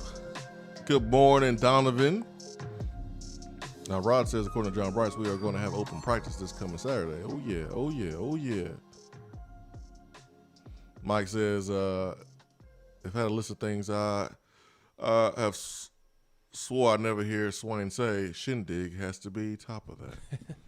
Swain, great vocabulary discipline. Yeah, I'm hanging out with Ben, man. Hanging out with Ben.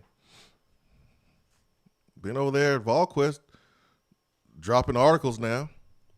I'm hanging out with Ben, that's all, man. Stepping my game up a little bit. Hitting up Facebook Live this morning. 865-255-03 is our telephone number. Iris Networks hotline. 90 days, no payment for business internet. Let me get over here to these comments this morning. D. Beasy, good morning. Melissa, good morning. Terry, good morning. Pam, good morning, man. Nice midweek game for the Baseballs. When you are a top 5 team in the country, you beat teams down the way that Tennessee baseball beat down their opponent. That's what you're supposed to do. Was it Austin P? No, it was West Kentucky. Eastern Kentucky. That's what you're supposed to do. Supposed to beat them down. Eastern Kentucky once beat a top 10 Louisville team. Oh, Ben, don't do that now. You're trying to pour some cold water on the fire. Don't say stuff like that, Ben.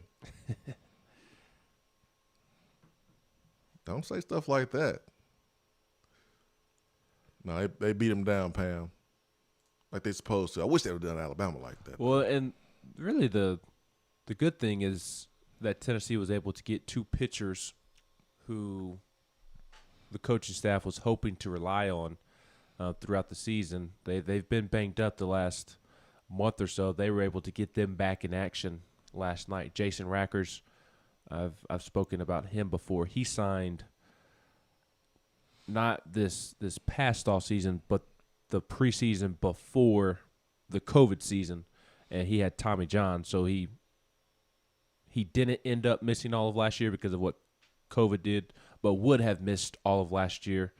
I also believe he had mono as well, so he dealt with mono and Tommy John last year, but when Tennessee signed him, he was expected to be big-time arm that can help as a weekend starter, and because of injuries, he has just not been able to, and he pitched early in the season this year and then kind of had a setback as he came back from Tommy John. But he was able to get back on the mound yesterday and will be available for innings this weekend. And then they were able to get Will Mabry, a nice little left-hander. I believe he's a freshman. They were able to get him on the mound, and he was pretty efficient as well. And Will Mabry is somebody that they also thought could earn some innings this year, even for a young guy. So it was nice to see both of them back on the mound after dealing with some injuries. Tennessee this time of year needs to start digging in a little deeper into its pitching staff, and it's good news that Rackers and Mabry will be available this weekend. There you go, Pam. There you go. SY says, how about Tennessee's development? I'd firmly say saw a way worse job than Gus has done. Oh, absolutely. I mean, now if you want to compare the time that Gus has been there, 2013 to last year, Tennessee developed more quarterbacks than Gus did. Correct. I was getting ready to say that because Tennessee at least had Josh Dobbs. And Josh Dobbs developed and got better each and every year and was a drafted quarterback. Under Bajakian and DeBoard. Yeah.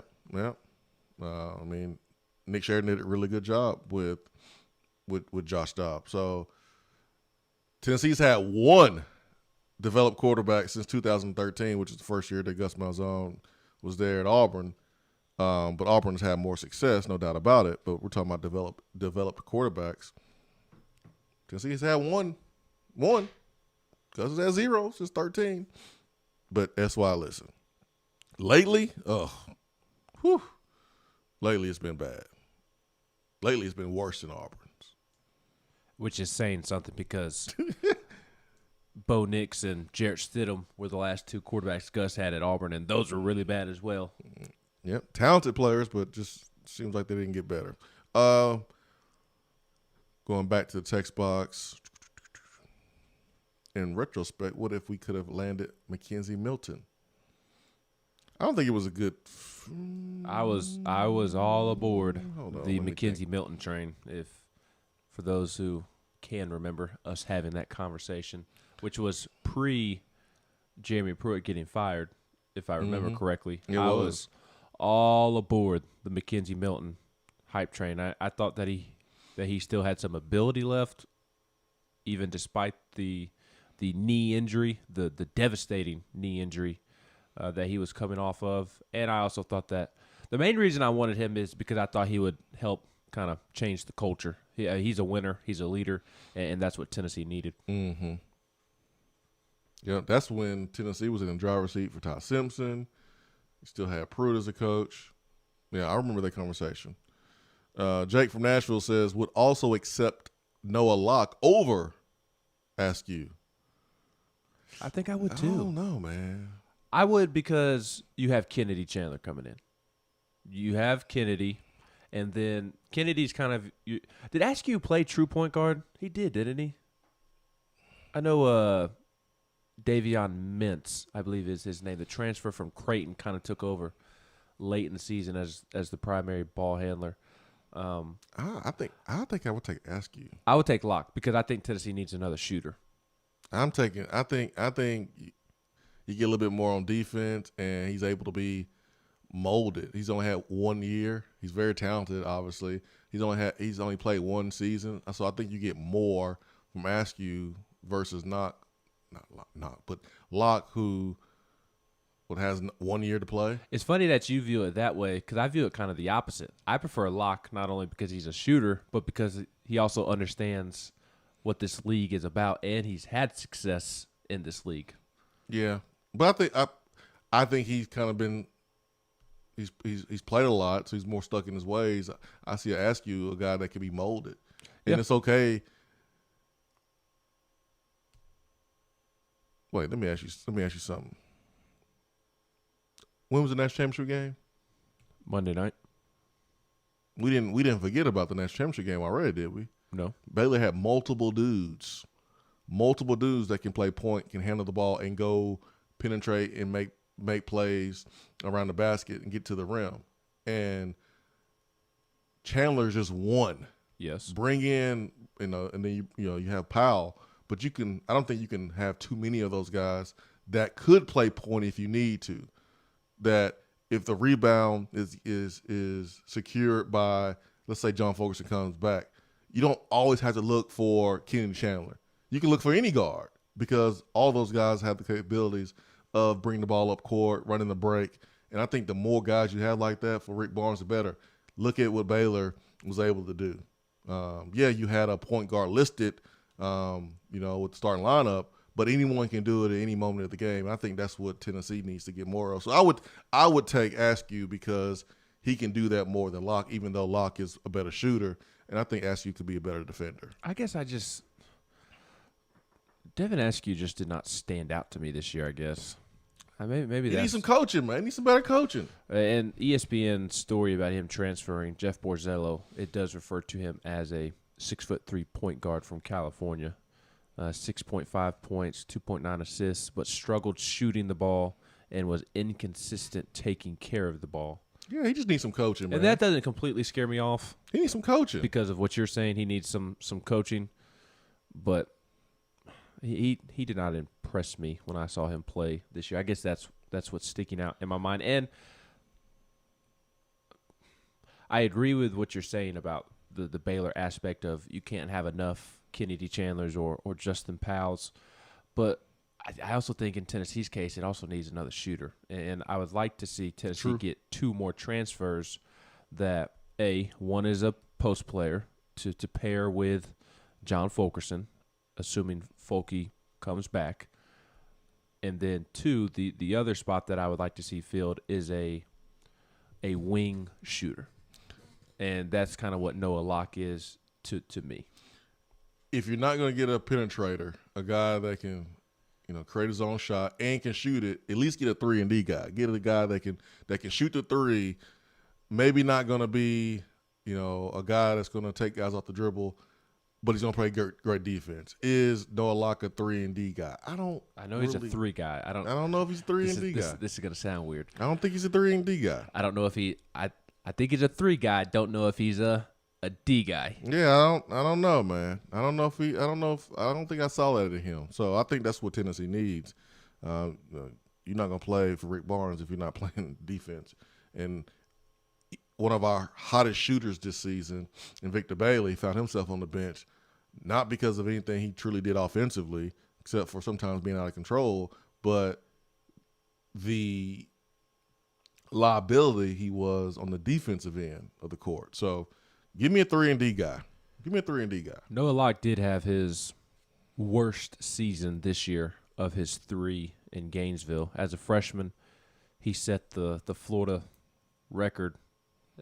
was it just the Florida record? It may have been the SEC record for threes in a season by a freshman. I can't remember. I know it was the Florida record at minimum, but shot 40% from three and doing so. And then last season, the one in which COVID canceled the tournament, he shot 43.2% from three.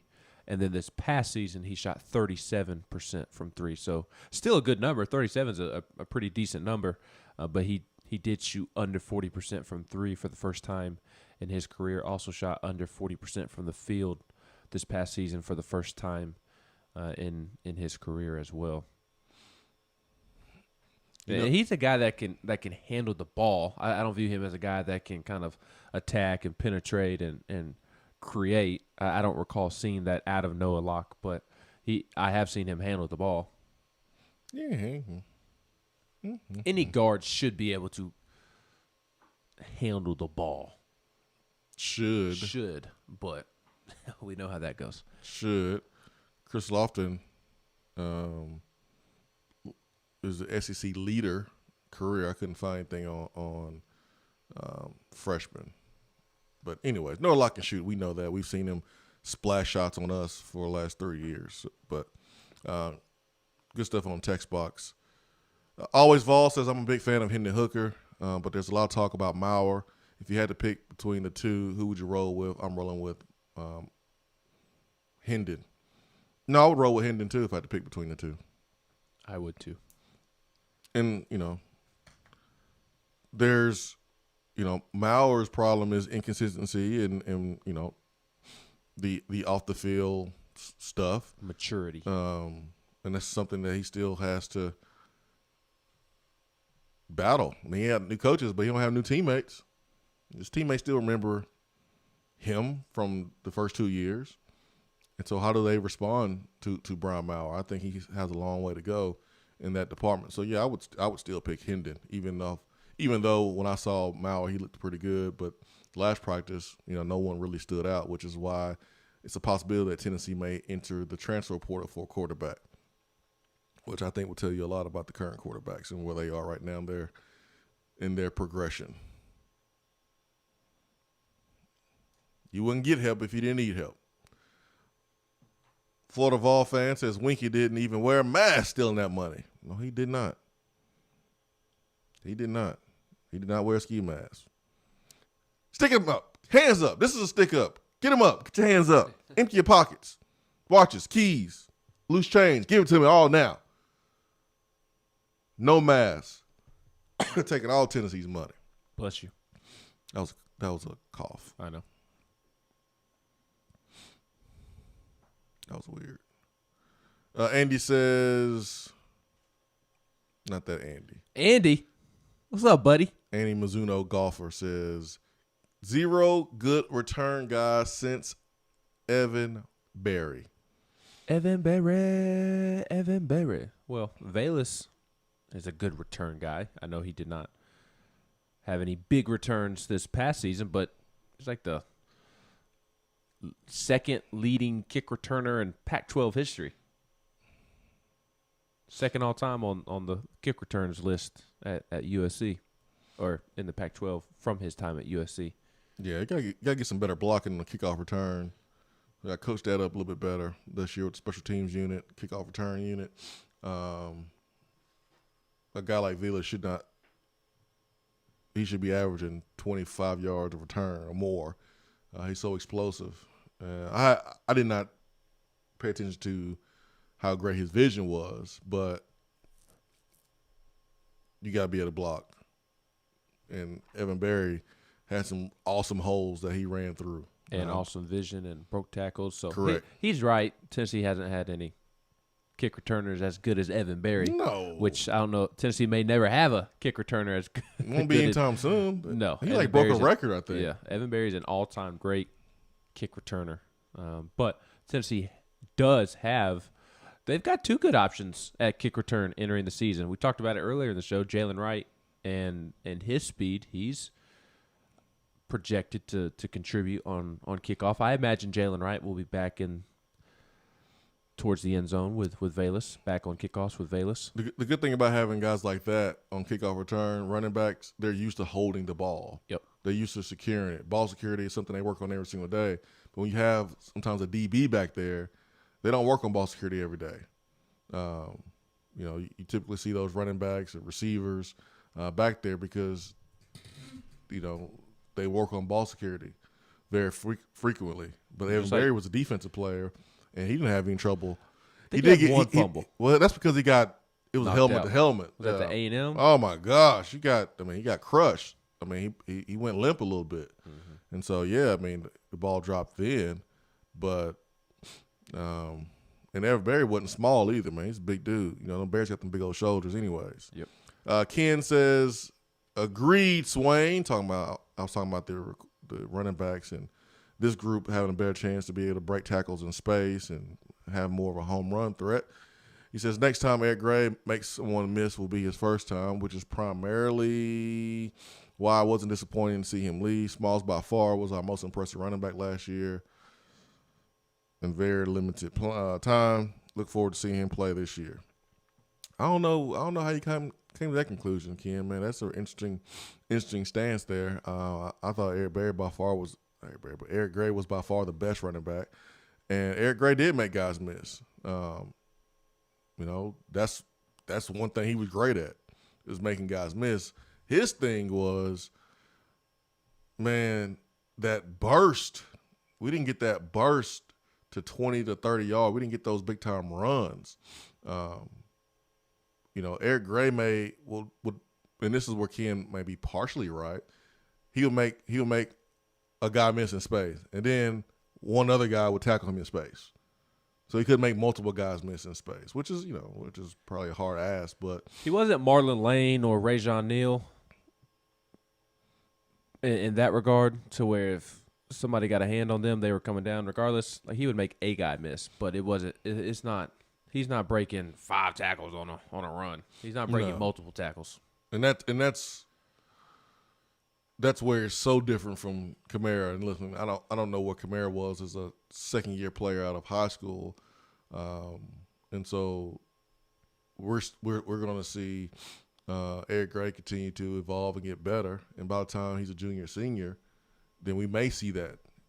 If you turn it on, Big 12 football, watch Oklahoma play. To me, Eric Gray's an NFL player, but he'll turn more into that for sure.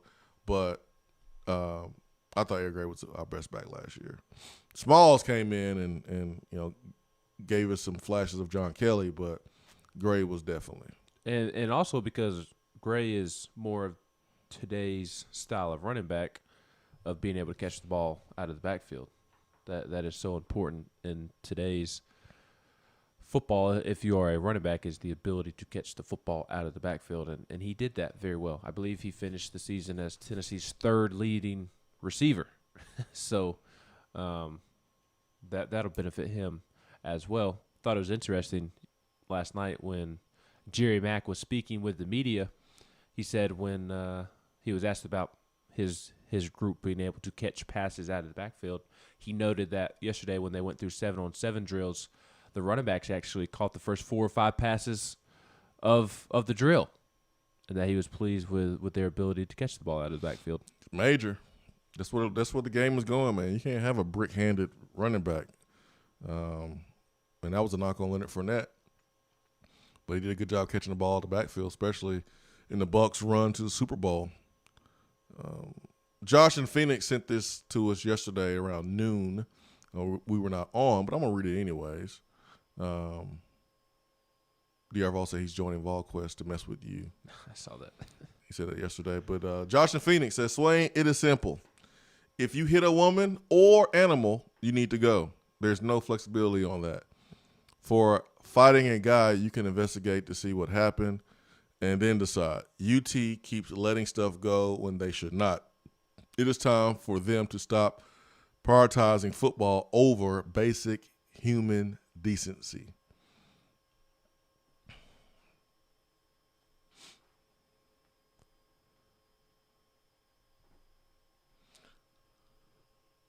I'm trying to think of these examples where football was placed over human decency. I can't think of a ton of examples off the top of my head. Joe Mixon's the first one that comes to my head. UT, not Oklahoma. UT keeps letting stuff go when they should not. It is time to stop prioritizing football over basic human decency. So I'm trying to think of like Tennessee doing that. Off the top of my head, I really can't just throw out a bunch of cases where that's happened.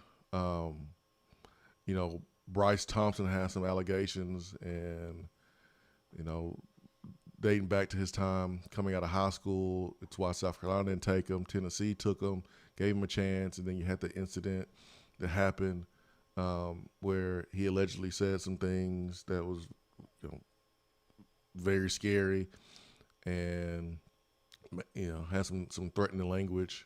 The people, I guess, that was around were interviewed, and Bryce Thompson eventually joined the team back. I mean, joined the team, but like nothing was concrete of what he actually did. You had a player, you know, hit a female, and he was dismissed, quick, fast, in a hurry. Pruitt had a walk-on early that was accused of that. He was dismissed, and then his case was dismissed afterwards. I think that was Ryan Thaxton. Yes. You had the running back under Butch that was dismissed. Trayvon Park. Now, there are two that were suspended indefinitely, but ultimately returned to the team or is currently playing for the team. Alexis Johnson, former Tennessee defensive tackle, was arrested on aggravated assault after allegedly strangling another individual. Okay. And I do believe that was a female. He was suspended for a very long time, but ultimately did play before the end of his career. And then Daryl Middleton had the incident with his girlfriend last February, where he shoved his girlfriend twice as she tried to break up a fight between he and I believe another male that was pursuing his girlfriend. And I mean, she scraped her knee, and Middleton announced later that he was seeking alcohol counseling. So that's not saying that's great what he did, but it's much different to me than strangling somebody or just straight hitting them. Yes, yeah. But that is Middleton is still on the team, and I guess that would kind of fit the mold.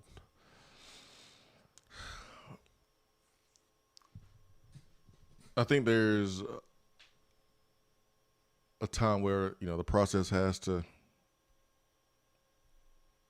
take hold, and you find out all the details, and you find out the story, and then you act accordingly after you gather all the facts and details.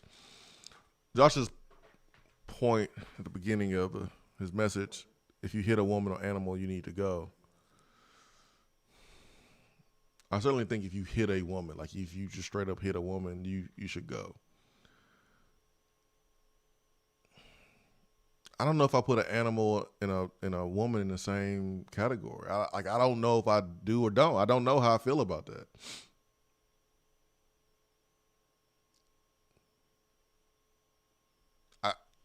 I'm sorry. I don't have a definitive answer. Do I view animals the same way I view a woman? So like if a player hits a rabbit or hits a dog or a cat, I think there has to be more to the story than just, oh, you just hit a dog, or you just hit a rabbit, or you just hit a squirrel, or you just hit just an animal. I don't think I view that the same as hitting a woman. I don't. I think there has to be more information.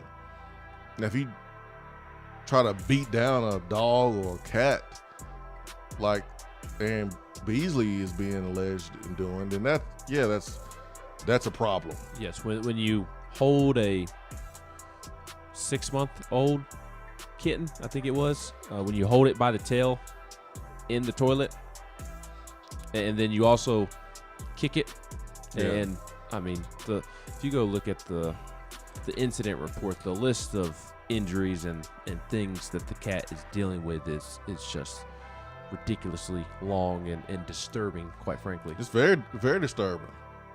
And so, like, I'm not on, oh, it's just a cat, it's not a big deal. And I'm not on the if you hit an animal, it's the same as hitting a female. Like, I'm not on that either.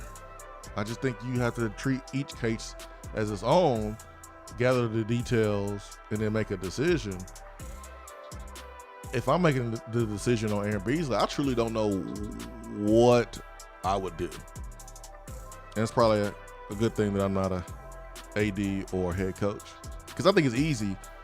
All right, you get busted with some weed, gun, scale. All right, dismiss. All right, you hit a female, boom, you're done.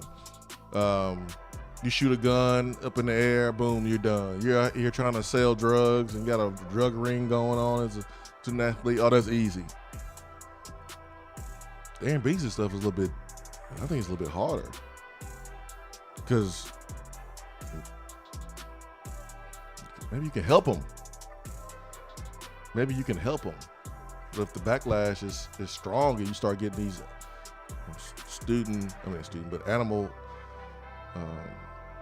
rights groups, and they're putting pressure on Chancellor Plowman and Randy Boyd and Danny White, man, that's a whole another layer there. I'm just glad I'm not making that decision.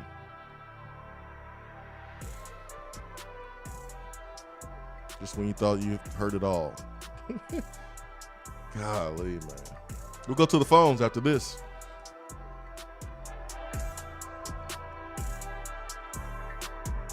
While the other guys are taking guesses, the Swain Event is taking you behind the scenes and in the huddle every morning from 7 till 10 right here.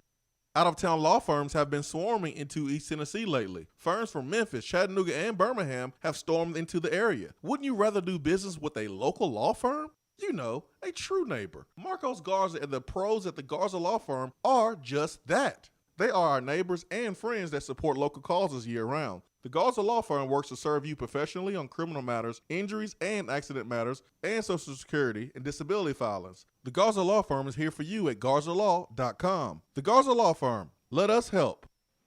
When I made the move to my own studio, I was worried about this. I was worried about that. I was worried about, hey, did I get this piece of equipment? Did I get that piece of equipment? Does that sound good? Does that not sound good? One thing I didn't have to worry about, that was office furniture, because Office Furniture Outfitters met my furniture needs. With a 50,000 square foot facility, they have East Tennessee's largest selection and are the best value for new and used office furniture. Located in Knoxville, it's easy to find everything you need for your new space, including desks, file cabinets, chairs, conference tables, and more. Office Furniture Outfitters is turnkey. They came to my place, we mapped everything out that was needed, they delivered, and get this, set everything up. To learn more about what Office Furniture Outfitters can do for you, log on to ofonox.com. That's ofonox.com.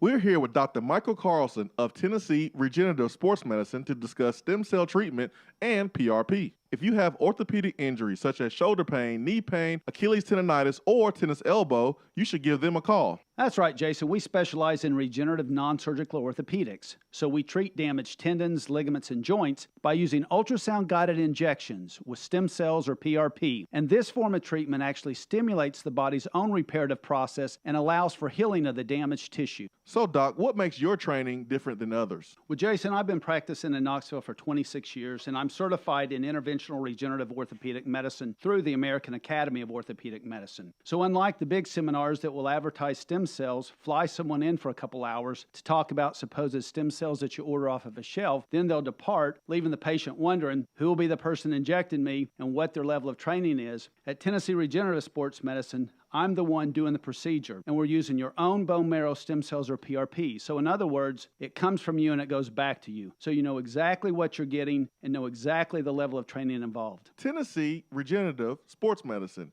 trsportsmedicine.com. East Tennessee's leader in PRP and stem cell therapy.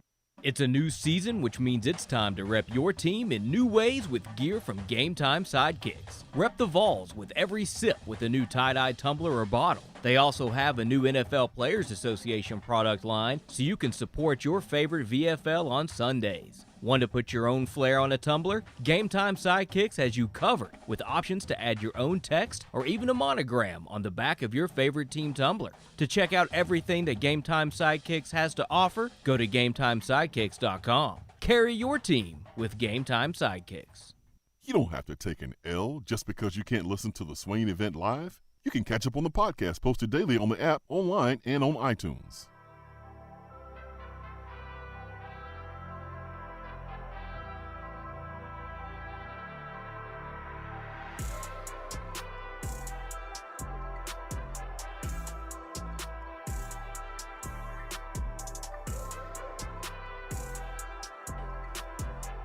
Get the Turkey Man on the Irish Networks hotline. Swain Event fueled by Daddy and Barbecue. Turkey Man, good morning, sir. Good morning, brother. How you doing? Hey, you hit right on the nail right on the head right there before you went to break about we could help this young man. And I don't know how much of an athlete, I don't know how much you help on the field. I ain't got nothing to do with that. But too many times, especially now, people are convicting people of certain things, or just get on and jump on in 2 cents worth. And I don't know what happened. I don't know. I heard what Ben was saying a little bit. I hadn't read nothing like that or what all took place. But we go looking at a direction or a political this or political that, and we need to look at it more of what's right and what's wrong. And I was thinking of the parable. I know you guys both will know the parable I'm speaking of, that when they caught the woman caught in the very act of adultery, and they brought her to Christ and said, this is what the law says to do. We stone them. And he's tempting Christ and said, what do you say we do with him? And he bent down and he was drawing on the ground there. Everybody talks about the woman. That's directed at the woman. But I've always felt like it takes two to tango. And I felt like the guy was in on that crowd. What we're going to do with him? I think he was hollering loudest in that regards. He said, "You without sin cast the first stone." Well, that is true, but we've all failed. But if this young man can be rebuilt, helped. I mean, we've thrown people out for a whole lot worse, and we're trying to make this difference between an animal and humans and this and that. But we're talking about, remember A.J. Johnson? Remember the situation with him? Mm-hmm. And then all of a sudden, he was innocent, mm-hmm. and all that he had to suffer because he was innocent. Let's look at trying to help and educate. And if he can go somewhere else and play, or he can go somewhere else and do this, that, and the other. I mean, football may not be a deal. I don't know. But let's quit convicting people till we know. Well, I mean, it doesn't it doesn't look good for Beasley. I don't know if it's one of those situations where it's like, all right, well, let's determine if he's innocent or guilty. I don't think he's suspended indefinitely unless Tennessee felt confident that he did something wrong and he was guilty of something. I think the argument is, and I think that's what you're trying to say, Turkey Man, is, man, you don't have to always just throw people away. Sometimes there's people and situations that are worth fighting for. And Jeremy Banks wasn't thrown away. And Jeremy Banks, I mean, what he said, how he behaved, not good at all. But look at him now. And would he be at this point if he was just thrown away? And I don't think he would be. So, not saying that Beasley is innocent or he didn't do anything wrong or trying to minimize, oh, just a cat. No. The act is despicable, but is he worth helping? Sometimes you need to help a young man or young lady rather than just throwing them out. And that's the decision that the leadership at Tennessee will have to make. Some folks feel differently based on how they feel about animals, and I respect that. Certainly a distraction for sure for this Tennessee football program that is trying to get rid of all the distractions. Hour 3 coming up. For what is coming up on the Swain Event. Top 100 Barbecue restaurant Dead End Barbecue is a no-brainer when you are craving the smoky flavor of quality Q. Dead End makes it easy to enjoy their fantastic menu with online ordering from Chow Now for pickup, or if you don't feel like leaving the house, then have Dead End Barbecue delivered right to your door by Loco Knoxville or Bite Squad. There is no better restaurant in town to enjoy the madness of March with. Cheer on the Vols and the Lady Vols with the best barbecue around. Check them out online at deadendbbq.com. Dead End Barbecue. The search is over.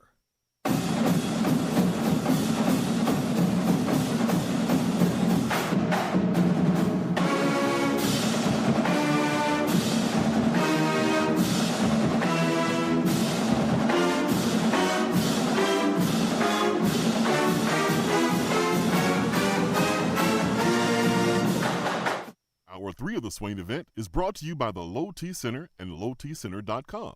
Do you know your numbers? Feel like you again. Let us help.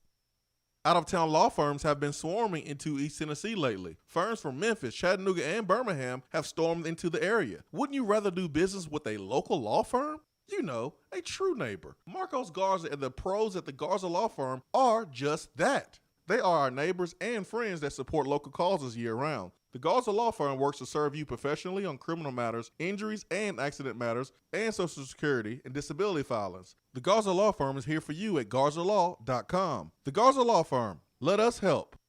Guys, your health right now is more important than ever. I recommend Low T Center. That's where I get my levels checked. It all starts with the annual wellness exam where they do a comprehensive health assessment exclusively for men, making it quick and easy to take care of your health. And now they offer monitored self-inject at-home testosterone treatment. Most insurance is accepted. Go to lowtcenter.com now to book your appointment and make your health a priority. Low T Center, reinventing men's healthcare. It's a new season, which means it's time to rep your team in new ways with gear from Game Time Sidekicks. Rep the Vols with every sip with a new tie-dye tumbler or bottle. They also have a new NFL Players Association product line, so you can support your favorite VFL on Sundays. Want to put your own flair on a tumbler? Game Time Sidekicks has you covered with options to add your own text or even a monogram on the back of your favorite team tumbler. To check out everything that Game Time Sidekicks has to offer, go to GameTimeSidekicks.com. Carry your team with Game Time Sidekicks. Hour 3 of the Swain Event is brought to you by the Low T Center and lowtcenter.com. Do you know your numbers? Feel like you again. Let us help.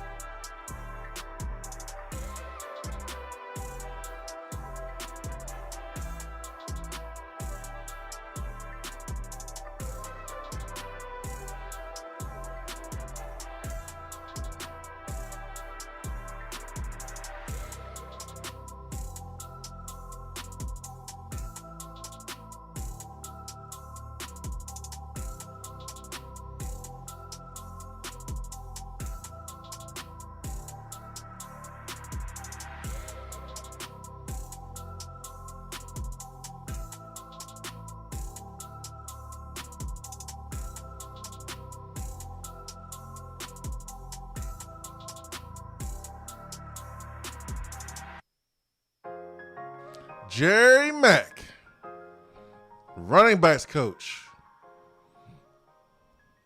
And everyone has their attention on the receivers and the quarterbacks, this fast-paced offense, spread, getting the ball in the air.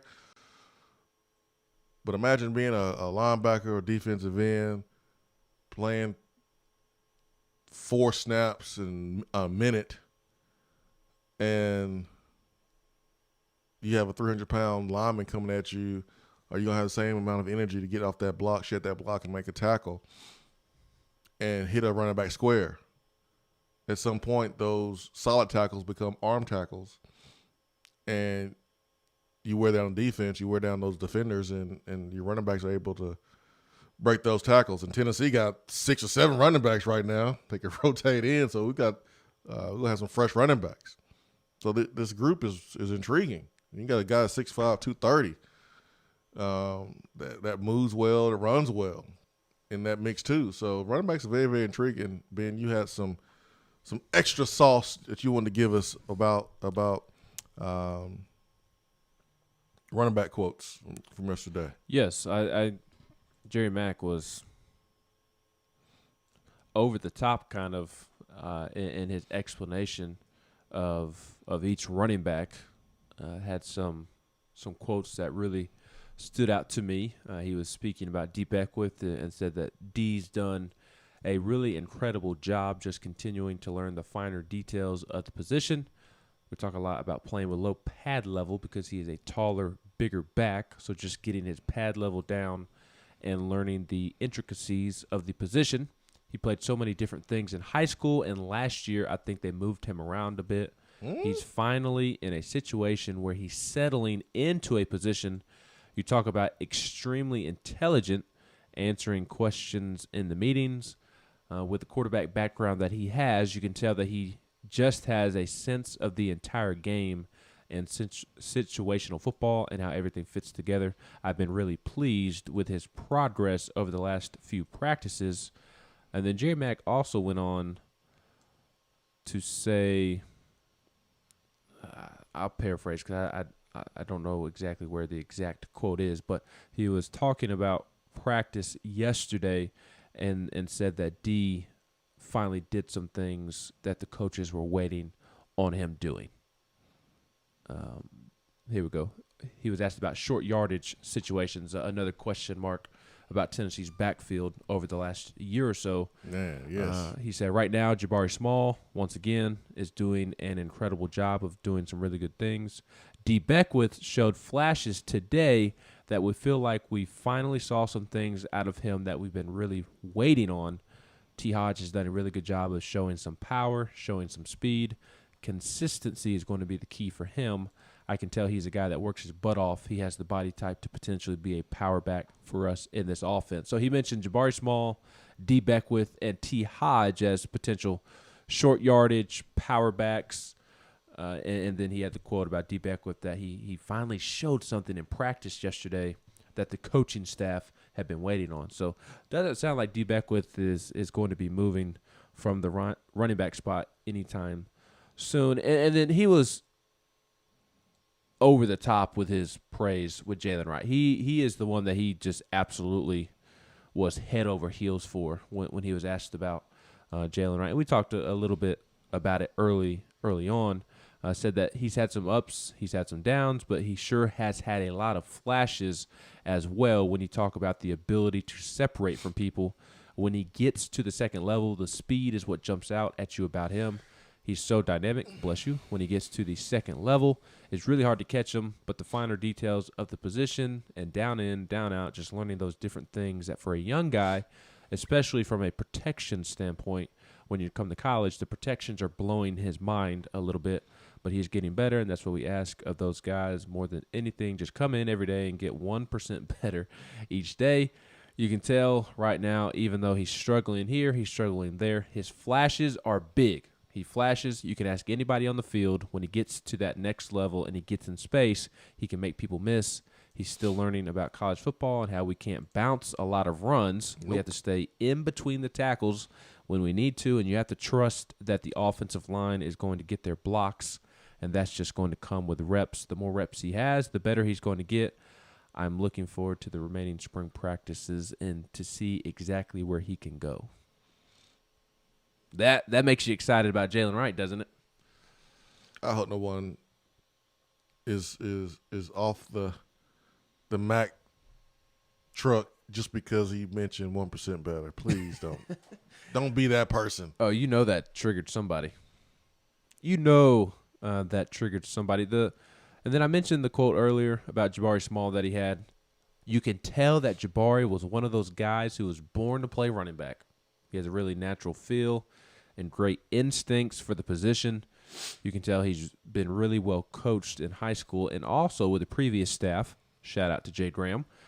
He has a great feel for that position right now. Every day we go out there, he is disciplined, he is focused, he understands protections right now, which is really intriguing and really impressive for a guy of his youth. But right now, he has been extremely impressive to everybody who has been on the field, the way he handles his business, the way he goes about his business. He takes care of business like a pro. We talk about that in the room all the time, making sure you handle yourself. Write notes, take notes, and then go out there and apply it to the field. That's what I've been really impressed about with him this entire spring. These first 6 practices, he showed his true colors, and he's really going to help us this year. And that everybody be like him. Jabari Small. Hey, everybody, be like Jabari Small. It's pretty simple, right? Mm-hmm. If you can get everybody doing what Jabari Small's doing, carrying himself like a pro, laser focused, in that 4-hour block, the 2 hours of meetings or hour and some change, and then the 2 hours of practice, that 4-hour block just being locked in, laser focused, and doing it each and every day, and being 1% better, and that's all about the power of compounding your efforts. I mean, you take $1 and double it by 30 days, man, you're gonna have a lot of money. Mm-hmm. And that's what that whole 1% better is about. It's not like Bush Jones made it up. That's out of the coaching handbook that was created 50 years ago. Just get a little bit better.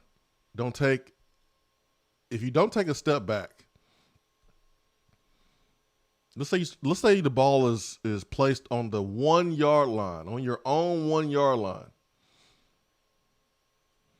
And every play, you just get 3.5 yards. But you don't have a negative play. You'll score a touchdown. Every time. 0 negative plays, 0 steps back, but only 3.5 yards. You ever watch football and watch a run go for 3.5 yards and how excited the defense is? Mm-hmm. They get up like, get that stuff out of here. But the back just picked up 3.5 yards. Do that 2 more times if it's on first down and you get a first down. Yeah. It doesn't seem like a lot. 3.5 yards seems like nothing. $1 seems like nothing. But if you compound it over time, it's either a lot of money or it's a touchdown. That's where the whole 1% better comes from. And you really have to simplify it for these players because you got to think about all the things they have going on. They're thinking sometimes too far in advance. They're thinking about the end of practice when it's the beginning of practice. No, don't do that. You're thinking about the games when it's spring. No, don't. Not yet. You're thinking about the Florida game when you're playing Pittsburgh. No, not yet. It's all about, in that moment, just getting a little bit better. Just getting a little bit better. Don't put too much pressure on yourself to where you have to turn yourself from a 3-star to a 5-star in one practice. It ain't gonna happen. But over time, if you don't waste any days, that's the key. Don't waste any days. Don't waste any reps. Don't waste any opportunities. Just a little bit each and every day, you can achieve your goal. Just a little bit. Just a little bit. One last quote I'll share because T. Hodge is kind of the mysterious man of the group. I don't feel like we ever really talk about T. Hodge. Unless it's about injuries, man, being hurt. Yeah, or potentially moving to linebacker. But aside from kind of those 2 talking points with T. Hodge, kind of like don't know what he is at this level. And I thought Jerry Mack gave some insight on T. Hodge last night, said that I feel like I want to see more consistency, not just Tim, but all of them. I need to see more consistency in his game. He's quite like Jalen Wright at times. He flashes, and then he'll make some mistakes that he probably shouldn't make. But I think that's his biggest key to getting on the field consistently for this year, is making sure he does a really good job of being consistent. And that's what spring is about. Every day just trying to grow and get better, taking one day at a time. Once again, he's young as well. He hasn't had a lot of opportunities to play college football, so he's still trying to catch up and learn about the speed of the game. But so far, been really pleased with the energy, the effort, and the attention to detail he tries to come out with. So T. Hodge, maybe a sleeper to earn some carries in the backfield, especially in short yardage situations. I read Jerry Mack's quote earlier about short yardage situations, and again, he mentioned T. Hodge and kind of spoke extensively on T. Hodge in that particular situation, talking about how he's done a really good job of showing some power, showing some speed, hit on the consistency aspect once again, but also mentioned that he's a guy that works his butt off and has the potential to be a power back within the frames of the offense. So I walked away excited about the future of the running back position after listening to Jerry Mack talk. And I don't think it's because Jerry Mack was trying to sell us on something that wasn't going to come to fruition. It seemed like he was being genuine. You don't think he peeing down our leg and telling us that it's raining? No, I don't think he is. And, I mean, he spoke – to me, it was like he told us what they were doing well, and then he also told us, you know, what they need to work on as well. And it wasn't something vague. It was somewhat vague with T. Hodge when he said consistency. I would be curious to know kind of what finer details, to steal a phrase from Coach Mack, that T. Hodge needs to work on to improve on that consistency. But like Jalen Wright, he was glowing in his review of Jalen Wright, but spoke about how he needs to work on the protections. The protections are kind of blowing his mind right now, how he needs to learn to not try to bounce runs at this level, to stay in between the tackles. So I thought he was being genuine. I don't think he was trying to pee on our leg and tell us it's raining. I'm going to back up on this one, Terry. We were talking a little bit about D. Beckwith, and Mac mentioned the multiple positions that he played last year. And I remember some of the tweets that came from D. Beckwith. He was not happy. He was very frustrated. I wonder what all the positions they had him playing, or how they were going to use him. I wonder if that's something that Beckwith is cool doing now. Sometimes you can be jack of all trades but a master of none. You're doing a bunch of different things, but you haven't completely mastered one thing. And maybe Beckwith just playing running back and mastering running back is what's best for him, learning a new offense instead of trying to be put in different positions. Just learn one first, and then when you master that, then we can add more to your plate. Your eyes bigger than your stomach. You don't need all that food on your plate. You can always go back and get seconds. That's what your grandma and them used to say. Mama and them used to say. So, give these guys that's learning a new offense what they can handle now. Then, hey, man, when they eat up everything that's on their plate as far as the information and the offense, then you give them more. Then you can throw in wrinkles. You can put Beckwith at a different spot to take advantage of a matchup against a potential linebacker and do it from the slot position rather than in the backfield. But first, we gotta eat the vegetables on your plate, man. We gotta do the first serving first. And that's what I was thinking about when he mentioned Beckwith playing different positions last year. Something that either he learned from Beckwith talking to him, or the coaches watched the practice film. Now, I know the previous coach staff, when they came in, they watched practice film of the previous staff in Butch's time. They watched practice film. And there was a lot of giggles and laughs, but I'm pretty sure there's some giggles and laughs with watching this previous coaching staff too, from the new coaching staff. So that is what stood out to me. Listen to your quotes on Mac. How many times do you think he's been referred to as the Mac Daddy in his life? Quite a bit. I bet he's so tired of that, man. Come on, guys. Come up with something different. Everyone calls me the Mac Daddy. He should go to Dead End and get the Mac Attack. We named it after him. We did. We knew he was going to be Tennessee's running backs coach at some point. Speaking of the Mac Attack, your boy will be having the Mac Attack for lunch today. Today, the Mac Attack will be in my stomach. Last week, went to Dead End with the wife. Got me a sausage and cheese plate. Got me the Bernie Mac. Got me some banana pudding. Had a real nice lunch with the wife. I think the wife got a pork plate. You living it up, man. I know I was. I was. It was a nice day. Decided to go get some lunch with the wife. And then today, meeting some friends for lunch. So since I got the Bernie Mac last time, I'm going to get the Mac Attack this time. Now you living it up, my friend. Living it up. Hour 3, powered by Low T Center and lowtcenter.com.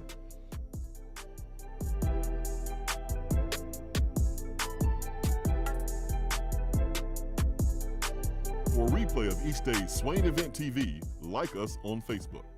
Good morning, Swain Event family. As you already know, I'm your go-to realtor when you are considering buying, selling, or investing in East Tennessee real estate. But did you know I can help all of you listeners in other parts of the country? No matter where you're listening from, there's a good chance I have several Keller Williams real estate partners in your area. I've developed relationships with realtors I know I can trust to help you with your needs. So give me a call, Jennifer Morris, Keller Williams Realty, 865-257-7897, or email me at jennifermorris865@gmail.com. JC's Tree and Landscaping Service specializes in quality tree work done at an affordable price.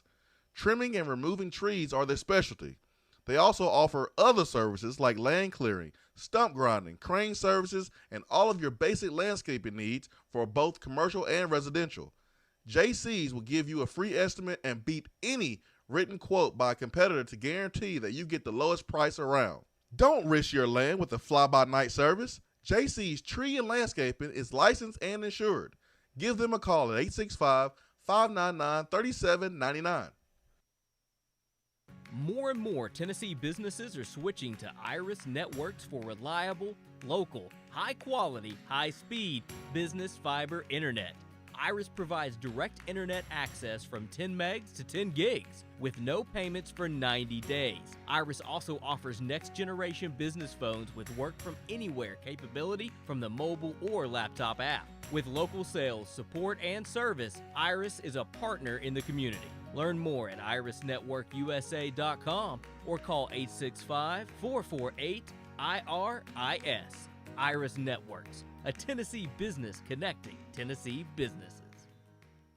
Home service problems occur, even at the most inconvenient times, like during a health crisis. And Hiller is always here to help you 24/7. As people are social distancing and staying at home on workdays, it's an easier time to take care of home maintenance items that you feel are necessary. And we've put new safety precautions in place, like wearing gloves, avoiding physical contact, new sanitation protocols, and limiting time in your home. We're here for you. Call the Happy Face Truck today. Hour 3 of the Swain Event is brought to you by the Low T Center and lowtcenter.com. Do you know your numbers? Feel like you again. Let us help.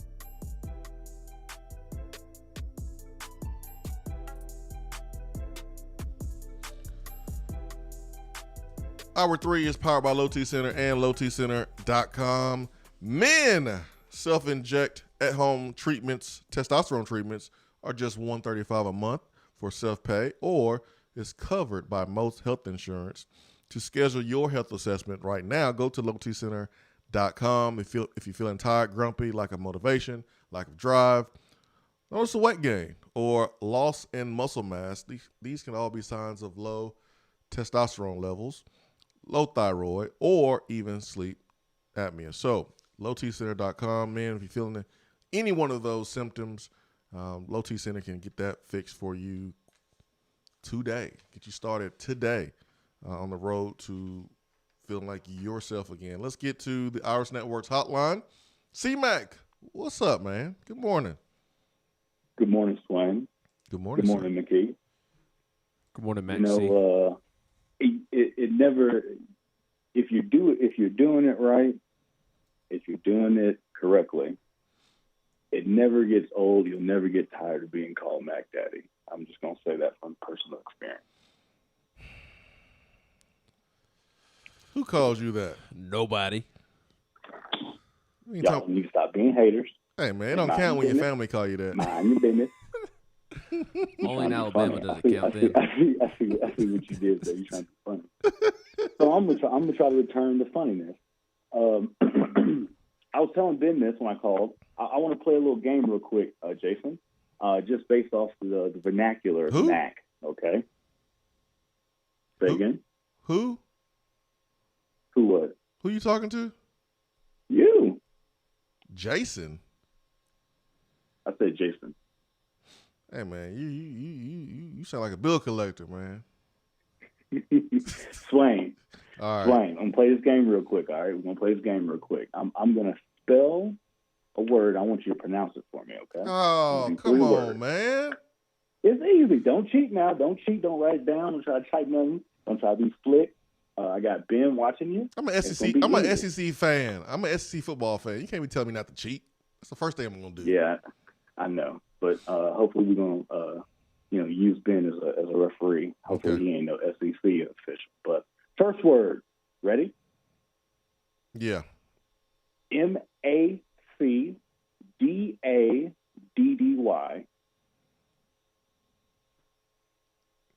I need a lifeline. I'll repeat. MACDADDY. What is that spelled? Mac Daddy. You forgot the K. Good job, Jason. Good job, Mac Daddy. I need to phone All a right, friend. just like Hubert Davis now is the Mac Daddy of UNC basketball program. He the paw. All right. Next word. Hubert Ready? Davis. Instant press conference. Go ahead. MACMONEY. What's that spelled? Mac Money. There we go. Sometimes you gotta be Mac Money. Get the McBuckets. Did you buy these domain names on GoDaddy for yourself? Not yet. Okay. No. It probably All right, last word, Jason. You got to hit this out of the park 100%. Yeah, you do last word, ready? Like macmoney.edu or something, or a net.com ain't gonna be available. MACHINE.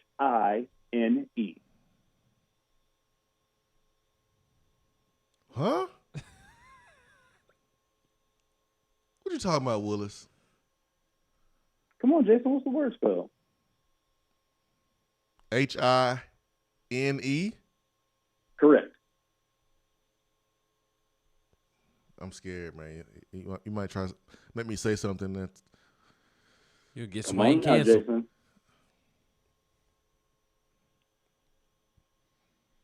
Mac Hen? No, you're incorrect. It's machine. Good job. Yeah, you definitely a SEC fan. Ah, you got me. That was good. That was good. That was good. That was good. That was good. Machine. Yeah, there you go. You set me up for the good one right there. So when I say that was good. When you do it right, when you do it correctly, it's never going to get tired or old to be called the Mac Daddy. All right, y'all have a good day, man. Y'all be easy. It still don't count if your family call you that. You would know. You're from Alabama.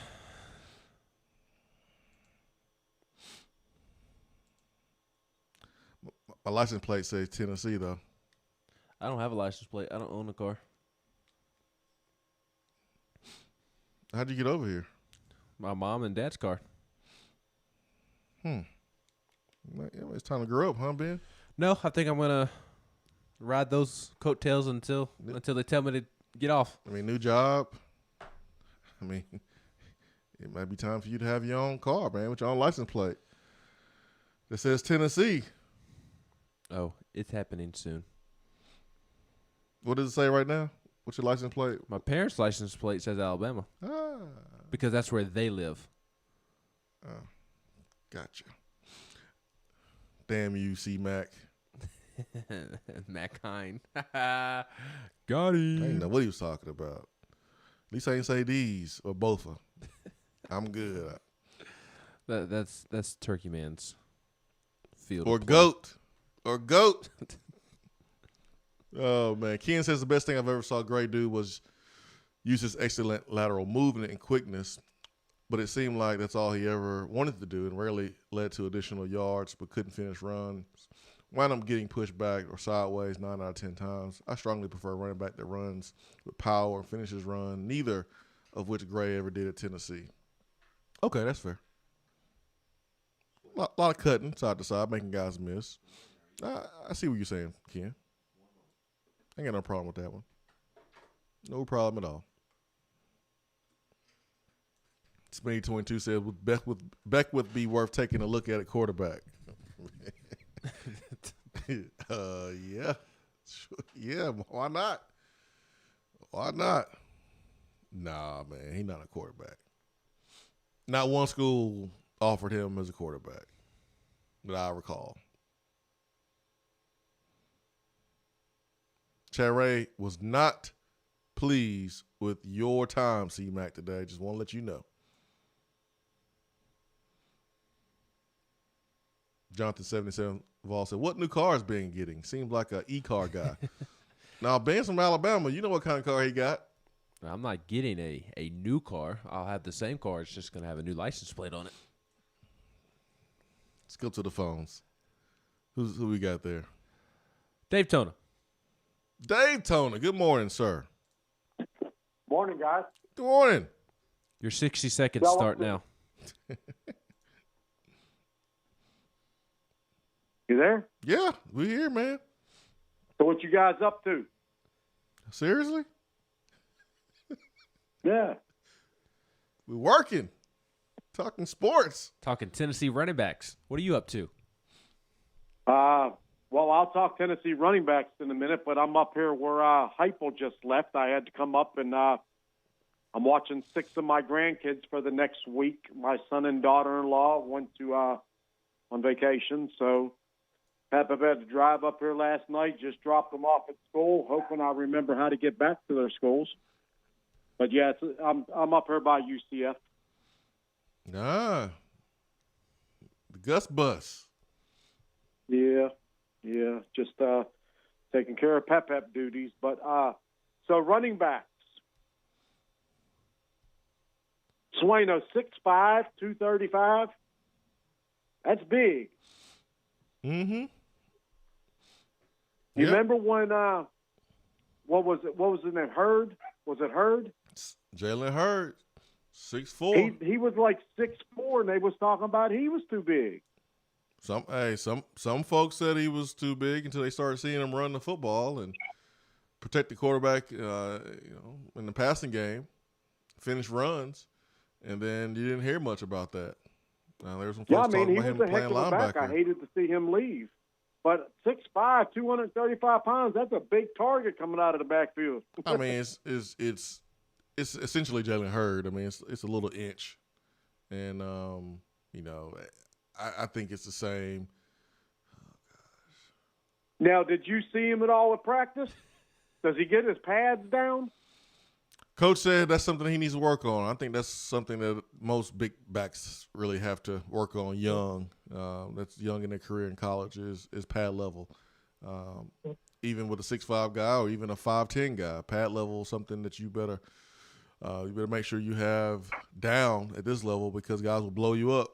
So, yeah, I mean, Mac has talked about Beckwith needing to improve on that. And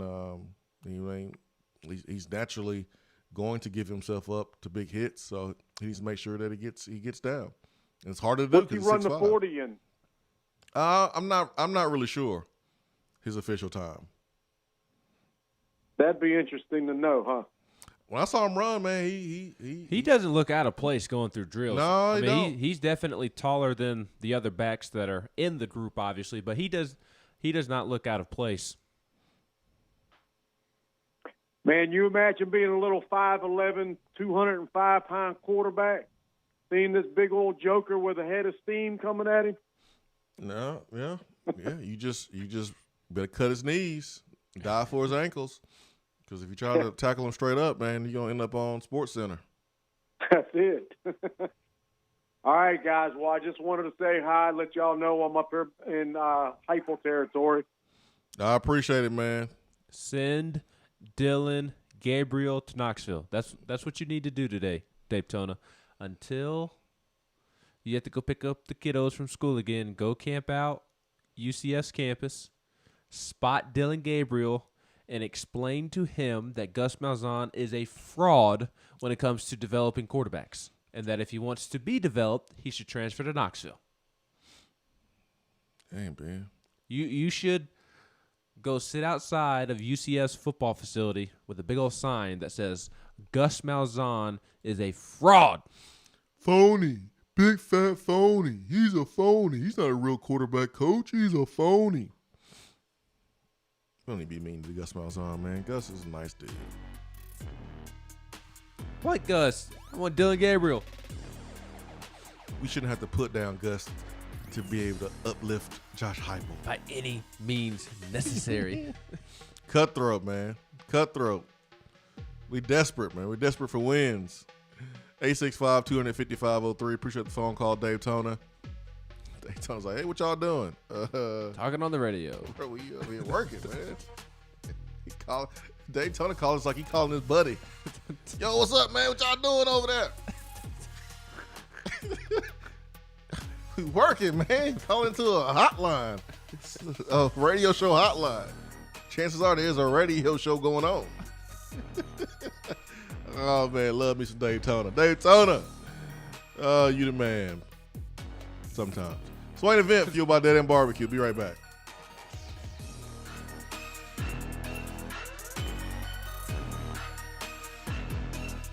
Hour 3 of the Swain Event is brought to you by the Low T Center and lowtcenter.com.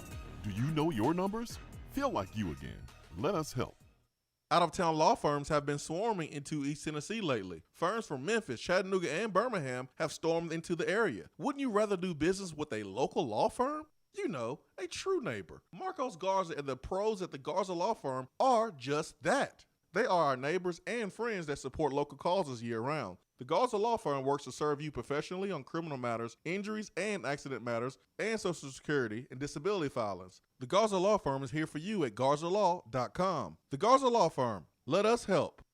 Guys, your health right now is more important than ever. I recommend Low T Center. That's where I get my levels checked. It all starts with the annual wellness exam where they do a comprehensive health assessment exclusively for men, making it quick and easy to take care of your health. And now they offer monitored self-inject at-home testosterone treatment. Most insurance is accepted. Go to lowtcenter.com now to book your appointment and make your health a priority. Low T Center, reinventing men's healthcare. It's a new season, which means it's time to rep your team in new ways with gear from Game Time Sidekicks. Rep the Vols with every sip with a new tie-dye tumbler or bottle. They also have a new NFL Players Association product line, so you can support your favorite VFL on Sundays. Want to put your own flair on a tumbler? Game Time Sidekicks has you covered with options to add your own text or even a monogram on the back of your favorite team tumbler. To check out everything that Game Time Sidekicks has to offer, go to GameTimeSidekicks.com. Carry your team with Game Time Sidekicks. When you see the happy face on our truck, you'll be smiling because you'll know that you're in love. At Hiller, we care about your family's comfort all year long. If you get caught without air conditioning this summer, we're offering a free service call with any repair. That's a free service call when we do the work on your HVAC system. Visit happyhiller.com to schedule your appointment today. Call the happy face truck today. With smartphones being such an integral part of our daily lives, it is truly an inconvenience when it doesn't work properly. It disrupts the normalcy of our day. When you go into the cell phone store to have it repaired, they just try to upsell you on a new phone. That's why the owner of iDrop, TKL, left those places and opened iDrop. His goal is a happy customer. TKL and the team will listen to what you have going on and work to solve the problem of your broken device in a way that best suits your needs. instead of trying to upsell you on something that you just don't need. They don't just repair phones, they can service your laptop or PC as well as your Mac. Windows 7 support is over, but iDrop can help you transition to Windows 10. They have a 5-star rating on Google with hundreds of positive reviews. Let me say that again. I don't think y'all understand how big this is. They have a 5-star rating on Google. Their customer service really speaks for itself. So if you ever find yourself with a device that isn't performing as it should, give iDrop a call at 865-888-9740 or check them out on Facebook at iDrop of Knoxville. If man made it, they can fix it. Hour 3 of the Swain Event is brought to you by the Low T Center and lowtcenter.com. Do you know your numbers? Feel like you again. Let us help.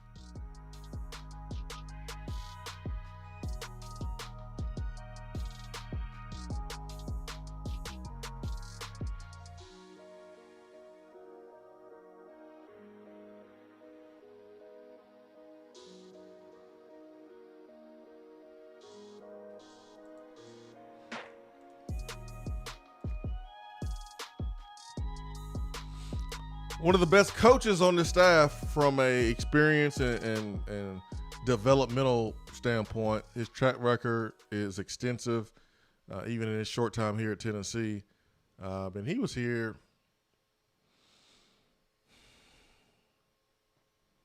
13, 14, 15. We brought in Charlton Warren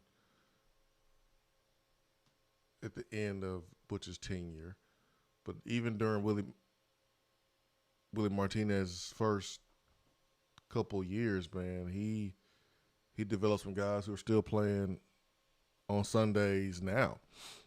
Guys that have hit second contracts, Cam Sutton's and Emmanuel Mosley's, coached up Rashawn Galden,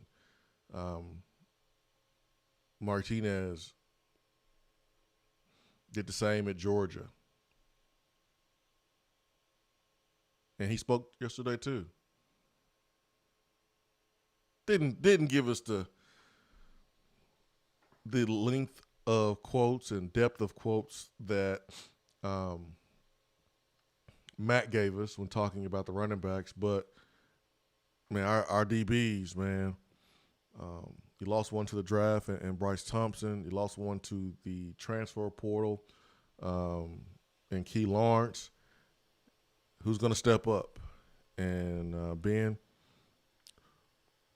what did Willie say? Willie did not go in depth on individual players, but he did go in depth on kind of the group as a whole.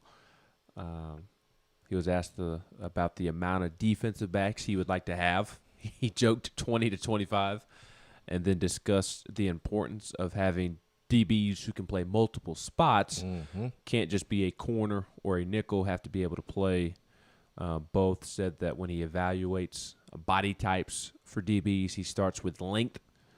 Have to be able to match up with opposing receivers in order to be effective against the 50-50 balls. Have to get turnovers to change the momentum of the game. Talked about the star position and how whoever plays that position has got to be physical, playing in the slot, a good tackler, a good blitzer. We'll also have to likely cover the fastest receiver that the other team has to offer. And when he was kind of asked about who has been repping at the star spot, a.k.a. the nickel spot, he mentioned Theo Jackson, mentioned Danico Slaughter, Jalen McCullough, Tamarion McDonald. Those were the four that he mentioned, and he spoke a little more extensively on Tamarion McDonald. Said that he got off to a slow start this spring, but over the last couple of practices, he's been coming along, has made some plays, repping at both star and safety. He said that he thinks the defensive back group has done a really good job, and he's not saying that just to say it.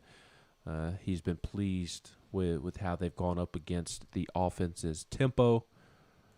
And then really the only other thing that he added of note to me is that he really went out of his way to emphasize that Tennessee will be multiple on defense, and that even though they'll be multiple on defense, they're still trying to figure out the personnel and what they have to work with. And we've said it on the show here several times. I think you can expect a base 4-2-5 defense practically, just because whether you start off at a 3-4 or a 4-3. We saw it with Pruitt. Pruitt was a 3-4 guy, but a lot of times there's a 4-2-5 out there because with offenses trying to spread you out and having that extra receiver on the field or whatever, tight end, running back, you want that star position matched up on that slot receiver or that extra guy. So I think you'll see 4-2-5 most of the time, regardless of kind of what they decide to go with from a base defense perspective. Outside of quarterback, man, I think the star position might be the hardest position on the field to play in college. Yeah, you're kind of on an island in an awkward spot of the field. I mean, go back and read again what he looks for in a star position player. Think about all the stuff that a star position player has. The traits that he has to have. He mentioned 4 different traits. You have to be able to be physical in the slot. You have to be a good tackler. You have to be a good blitzer. And you have to be able to cover the fastest receiver. Man, there's corners that, man, they don't like tackling. That's not their specialty, and it doesn't have to be. Corners are bred to cover. Safeties are bred to tackle. But when you have a star player or a guy that's playing in the slot, you got to have a little mixture of both. So you got to be fast enough to where if an opposing offense wants to put one of their fastest guys in the slot, like a Jalen Hyde in the slot, you got to be able to run with them. And then putting someone in the slot where you can disguise blitzes and coverages and send them off the edge to put pressure on the quarterback. Can he hold up his own when getting blocked by a tight end or running back? Is he able to be physical enough to fight through those blocks? Are you able to set the edge and funnel runs back inside? Like, you got to be special to play that position. Mm-hmm. You got to be special. It's hard. Outside of a lockdown corner, you can make yourself a lot of money at the next level by being versatile and being able to play that position. Doesn't Cam Sutton play that position for the Steelers? Yep. He and Mike Hilton. And Mike Hilton, probably the best slot corner in the NFL, is just made a ton of money signing with the Bengals. All right. I don't need no Steelers breakdown. I know you about to get started talking about your. All I want to do is bring in Cam Sutton. He's not a Steeler. He's a Bengal now. I just listen. So all I want to do is him. make a point about a VFL Cam Sutton. I don't need to get you started breaking down the Steelers' defensive front and breaking down the Steelers' transactions, their drafts, their draft plans in a couple of weeks. I was speaking to the away fact schedule. That if you are special, I don't know all that, man.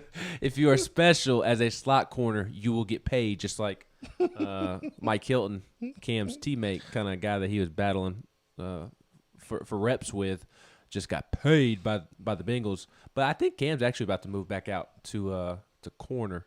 Potentially, it'll depend on what the Steelers do in the draft. But they cut Steven Nelson, so now they need a slot corner and a corner opposite of Joe Hayden. So Cam may be bumped back out to corner. All right, man. But he has been playing in the slot. That's enough information. I'm telling you about Cam Sutton. You fake former Vol fan. Chuck Noll was the coach, and then Bill Cowher. Back in the day, they had Mean Joe Green and Franco Harris and Terry Bradshaw, John Stallworth, Lynn Swan. Let me tell you about the time they won the Super Bowl and the Ice Bowl. Let me tell you about this and that. Being about to get started. Nah. I gotta. I know my audience. I know what they like and don't like. I know when to stop and go.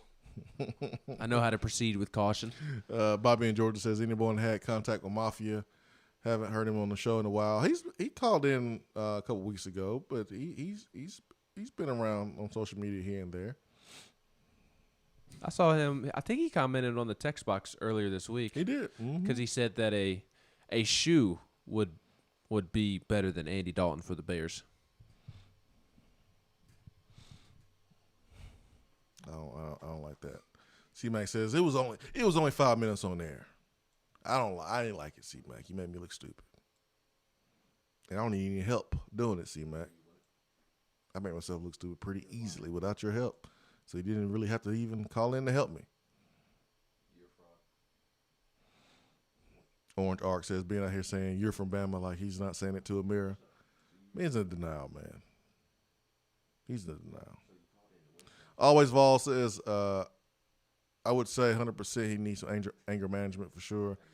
Well, it sounds like UT should get him some help to prevent another situation from ever happening. Talking about Aaron Beasley. Yeah, I'm just not in the just throw someone away every single time. There's moments when you have to, but I don't know this is one. I don't. I don't. One more Willie Martinez quote that I read over is probably the most important one, honestly. Willie was asked about the defensive back room as a whole. Said he's been pleased with how locked in they've been. Mentioned Alante Taylor and Theo Jackson as guys who have stepped up as veterans to lead the way.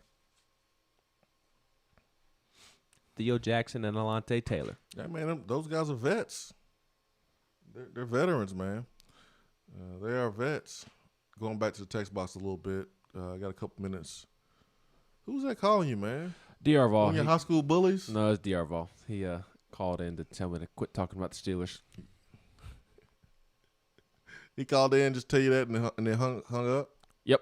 Well, he didn't hang up. I hung up on him because he said he'd rather talk about JG and talk about politics. And I told him that he was a liar and a fraud.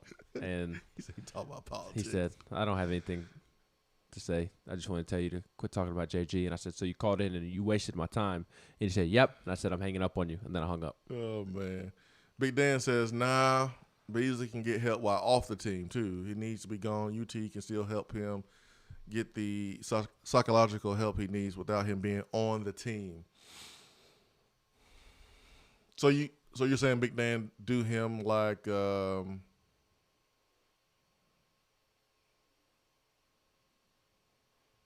Banks.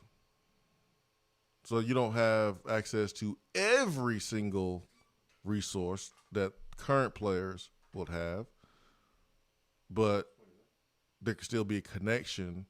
There could still be some people pointing you in the right direction and helping mentor you like they did with Jeremy Banks. I understand that, Big Dan. I just feel like trying to help him should be the first thing you do.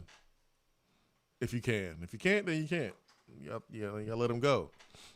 And if you can help him without him being on the team, if you feel like that's best for your team, then I don't have a problem with that, Dan. I don't. Big Shot Rob says,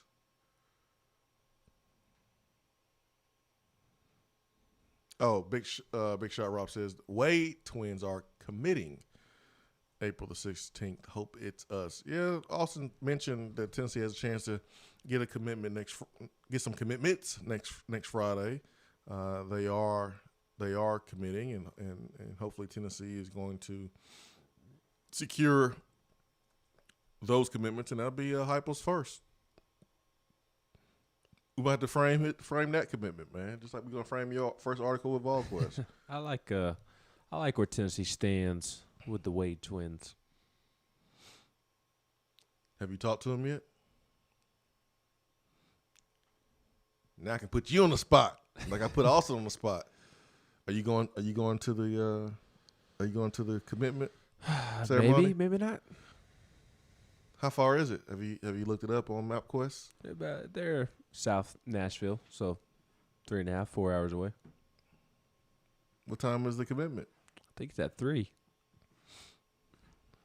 You need to leave the show early on Friday? Next Friday? No. You sure? Because that's 3 Central. So you gonna get an oil change next week? Maybe not. You gonna put a full tank of gas in there? Maybe if I need to. I mean, ain't like you driving from West Knoxville to Broadway. Broadway, you just need like a quarter tank. But if you're going to Nashville, You probably need a full tank of gas, man. Are you gonna fill up? You gonna fill your gas up next time you get some gas? You gonna get an oil change next week for a trip? Possibly. Well, just want to make sure. 'Cause I know anybody from VolQuest is there. That means something. Since now you a part of VolQuest, I'll be paying attention to your license plate on I-40.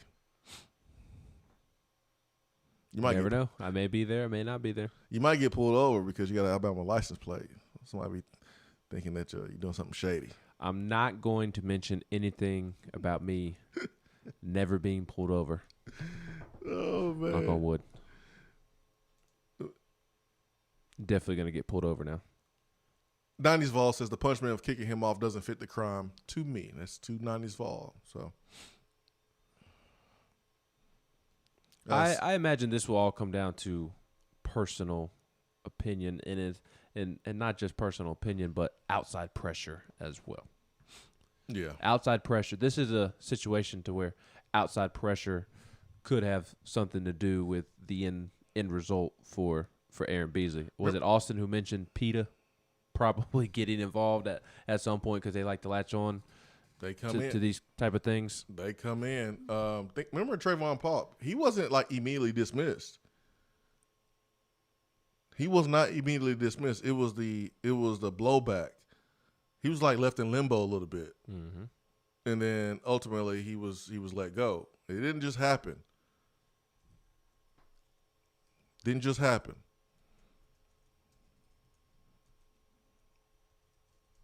We'll monitor it and see. LC Vol says to me what Beasley did to a small animal was way worse than what Banks did. Yep. To LC, yeah, it was. It's all personal opinion. Yeah, I mean, I don't think anybody's wrong. I think people had different opinions. Yeah, man. I mean, some people can look at Banks and what he said as threatening a police officer. The words looked like he did, but that wasn't the tone that he used. He was kind of being playful because it was a woman police officer, and he was kind of like in a weird way, like complimenting her and saying, "Why are you being a police officer? You look good, but where I'm from, police officers are not well received, and you shoot at police officers where I'm from. That's kind of how it was said in a playful way, but again, it was wrong. It was absolutely wrong, and in that moment, man, you shouldn't be saying anything like that. Period. So, LC Vol, I respect your opinion, and I respect 90s Vol opinion, who's like, hey, man, just kicking him off is a little too much. I respect it. Both sides of this thing. I really do.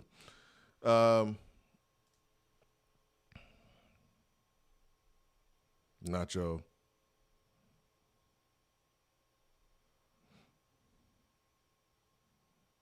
Nacho. No, sir. Bad Boy Nacho on YouTube. I can't read that.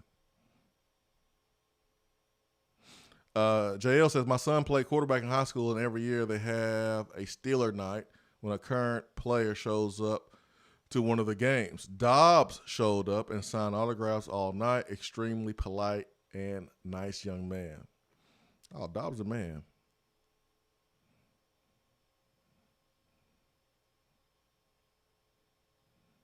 Tadero says, Ben, cuffing season is around fall. Spring, summer, it's time to wild out. That's true. I did mention it's not primary. True. I know what you're talking about. Cuffing season as during the season, football season. About. But it's also nice to maybe have a little spring fling while you're going through spring practice. Yeah, we were talking about Caden Salter and just kind of where his time should be allocated. And the fourth potential option is a lady friend. Yeah. Or vice versa. Oh, a friend, whatever. Or whoever whatever. Do you. Yeah, whatever. Not trying to insinuate, just not trying to get any emails. That's all. But schoolwork, family, football, and then if you have some time left over, man, get you somebody to hang out with, man. The guys that get themselves in trouble are the ones that, just out here just playing too much of the field. You get yourself in trouble. Get yourself caught up in some drama like that. Get you one little person, just hang out, chill. Don't get into the drama. Keep a low profile, and everything be okay. 865-255-03 is always a number here to the Irish Networks hotline. Hour 3 was powered by Low T Center and lowtcenter.com. Swain Event, fueled by Dead End Barbecue. And Ben, going dead end today, man. Make sure you bring the leftovers to the show tomorrow, man. There will be no leftovers.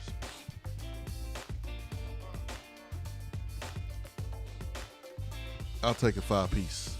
I'll take a 5-piece wing, if you don't mind. Half a pound wings. You know people at Dead End. Go get your own food. You know people too now, man. You VolQuest, man. You VolQuest.com. You go in there and flash that card. I wish it worked like that. Like a police officer, man. Your billfold. Boom, flash. VolQuest.com. Give me a table. Let's go. VIP now, man. For Ben McKee, I'm Jason Swain. Hope you have a great day. Swain Event, again, fueled by Dead End Barbecue. Peace and love. Same time tomorrow, 7 a.m.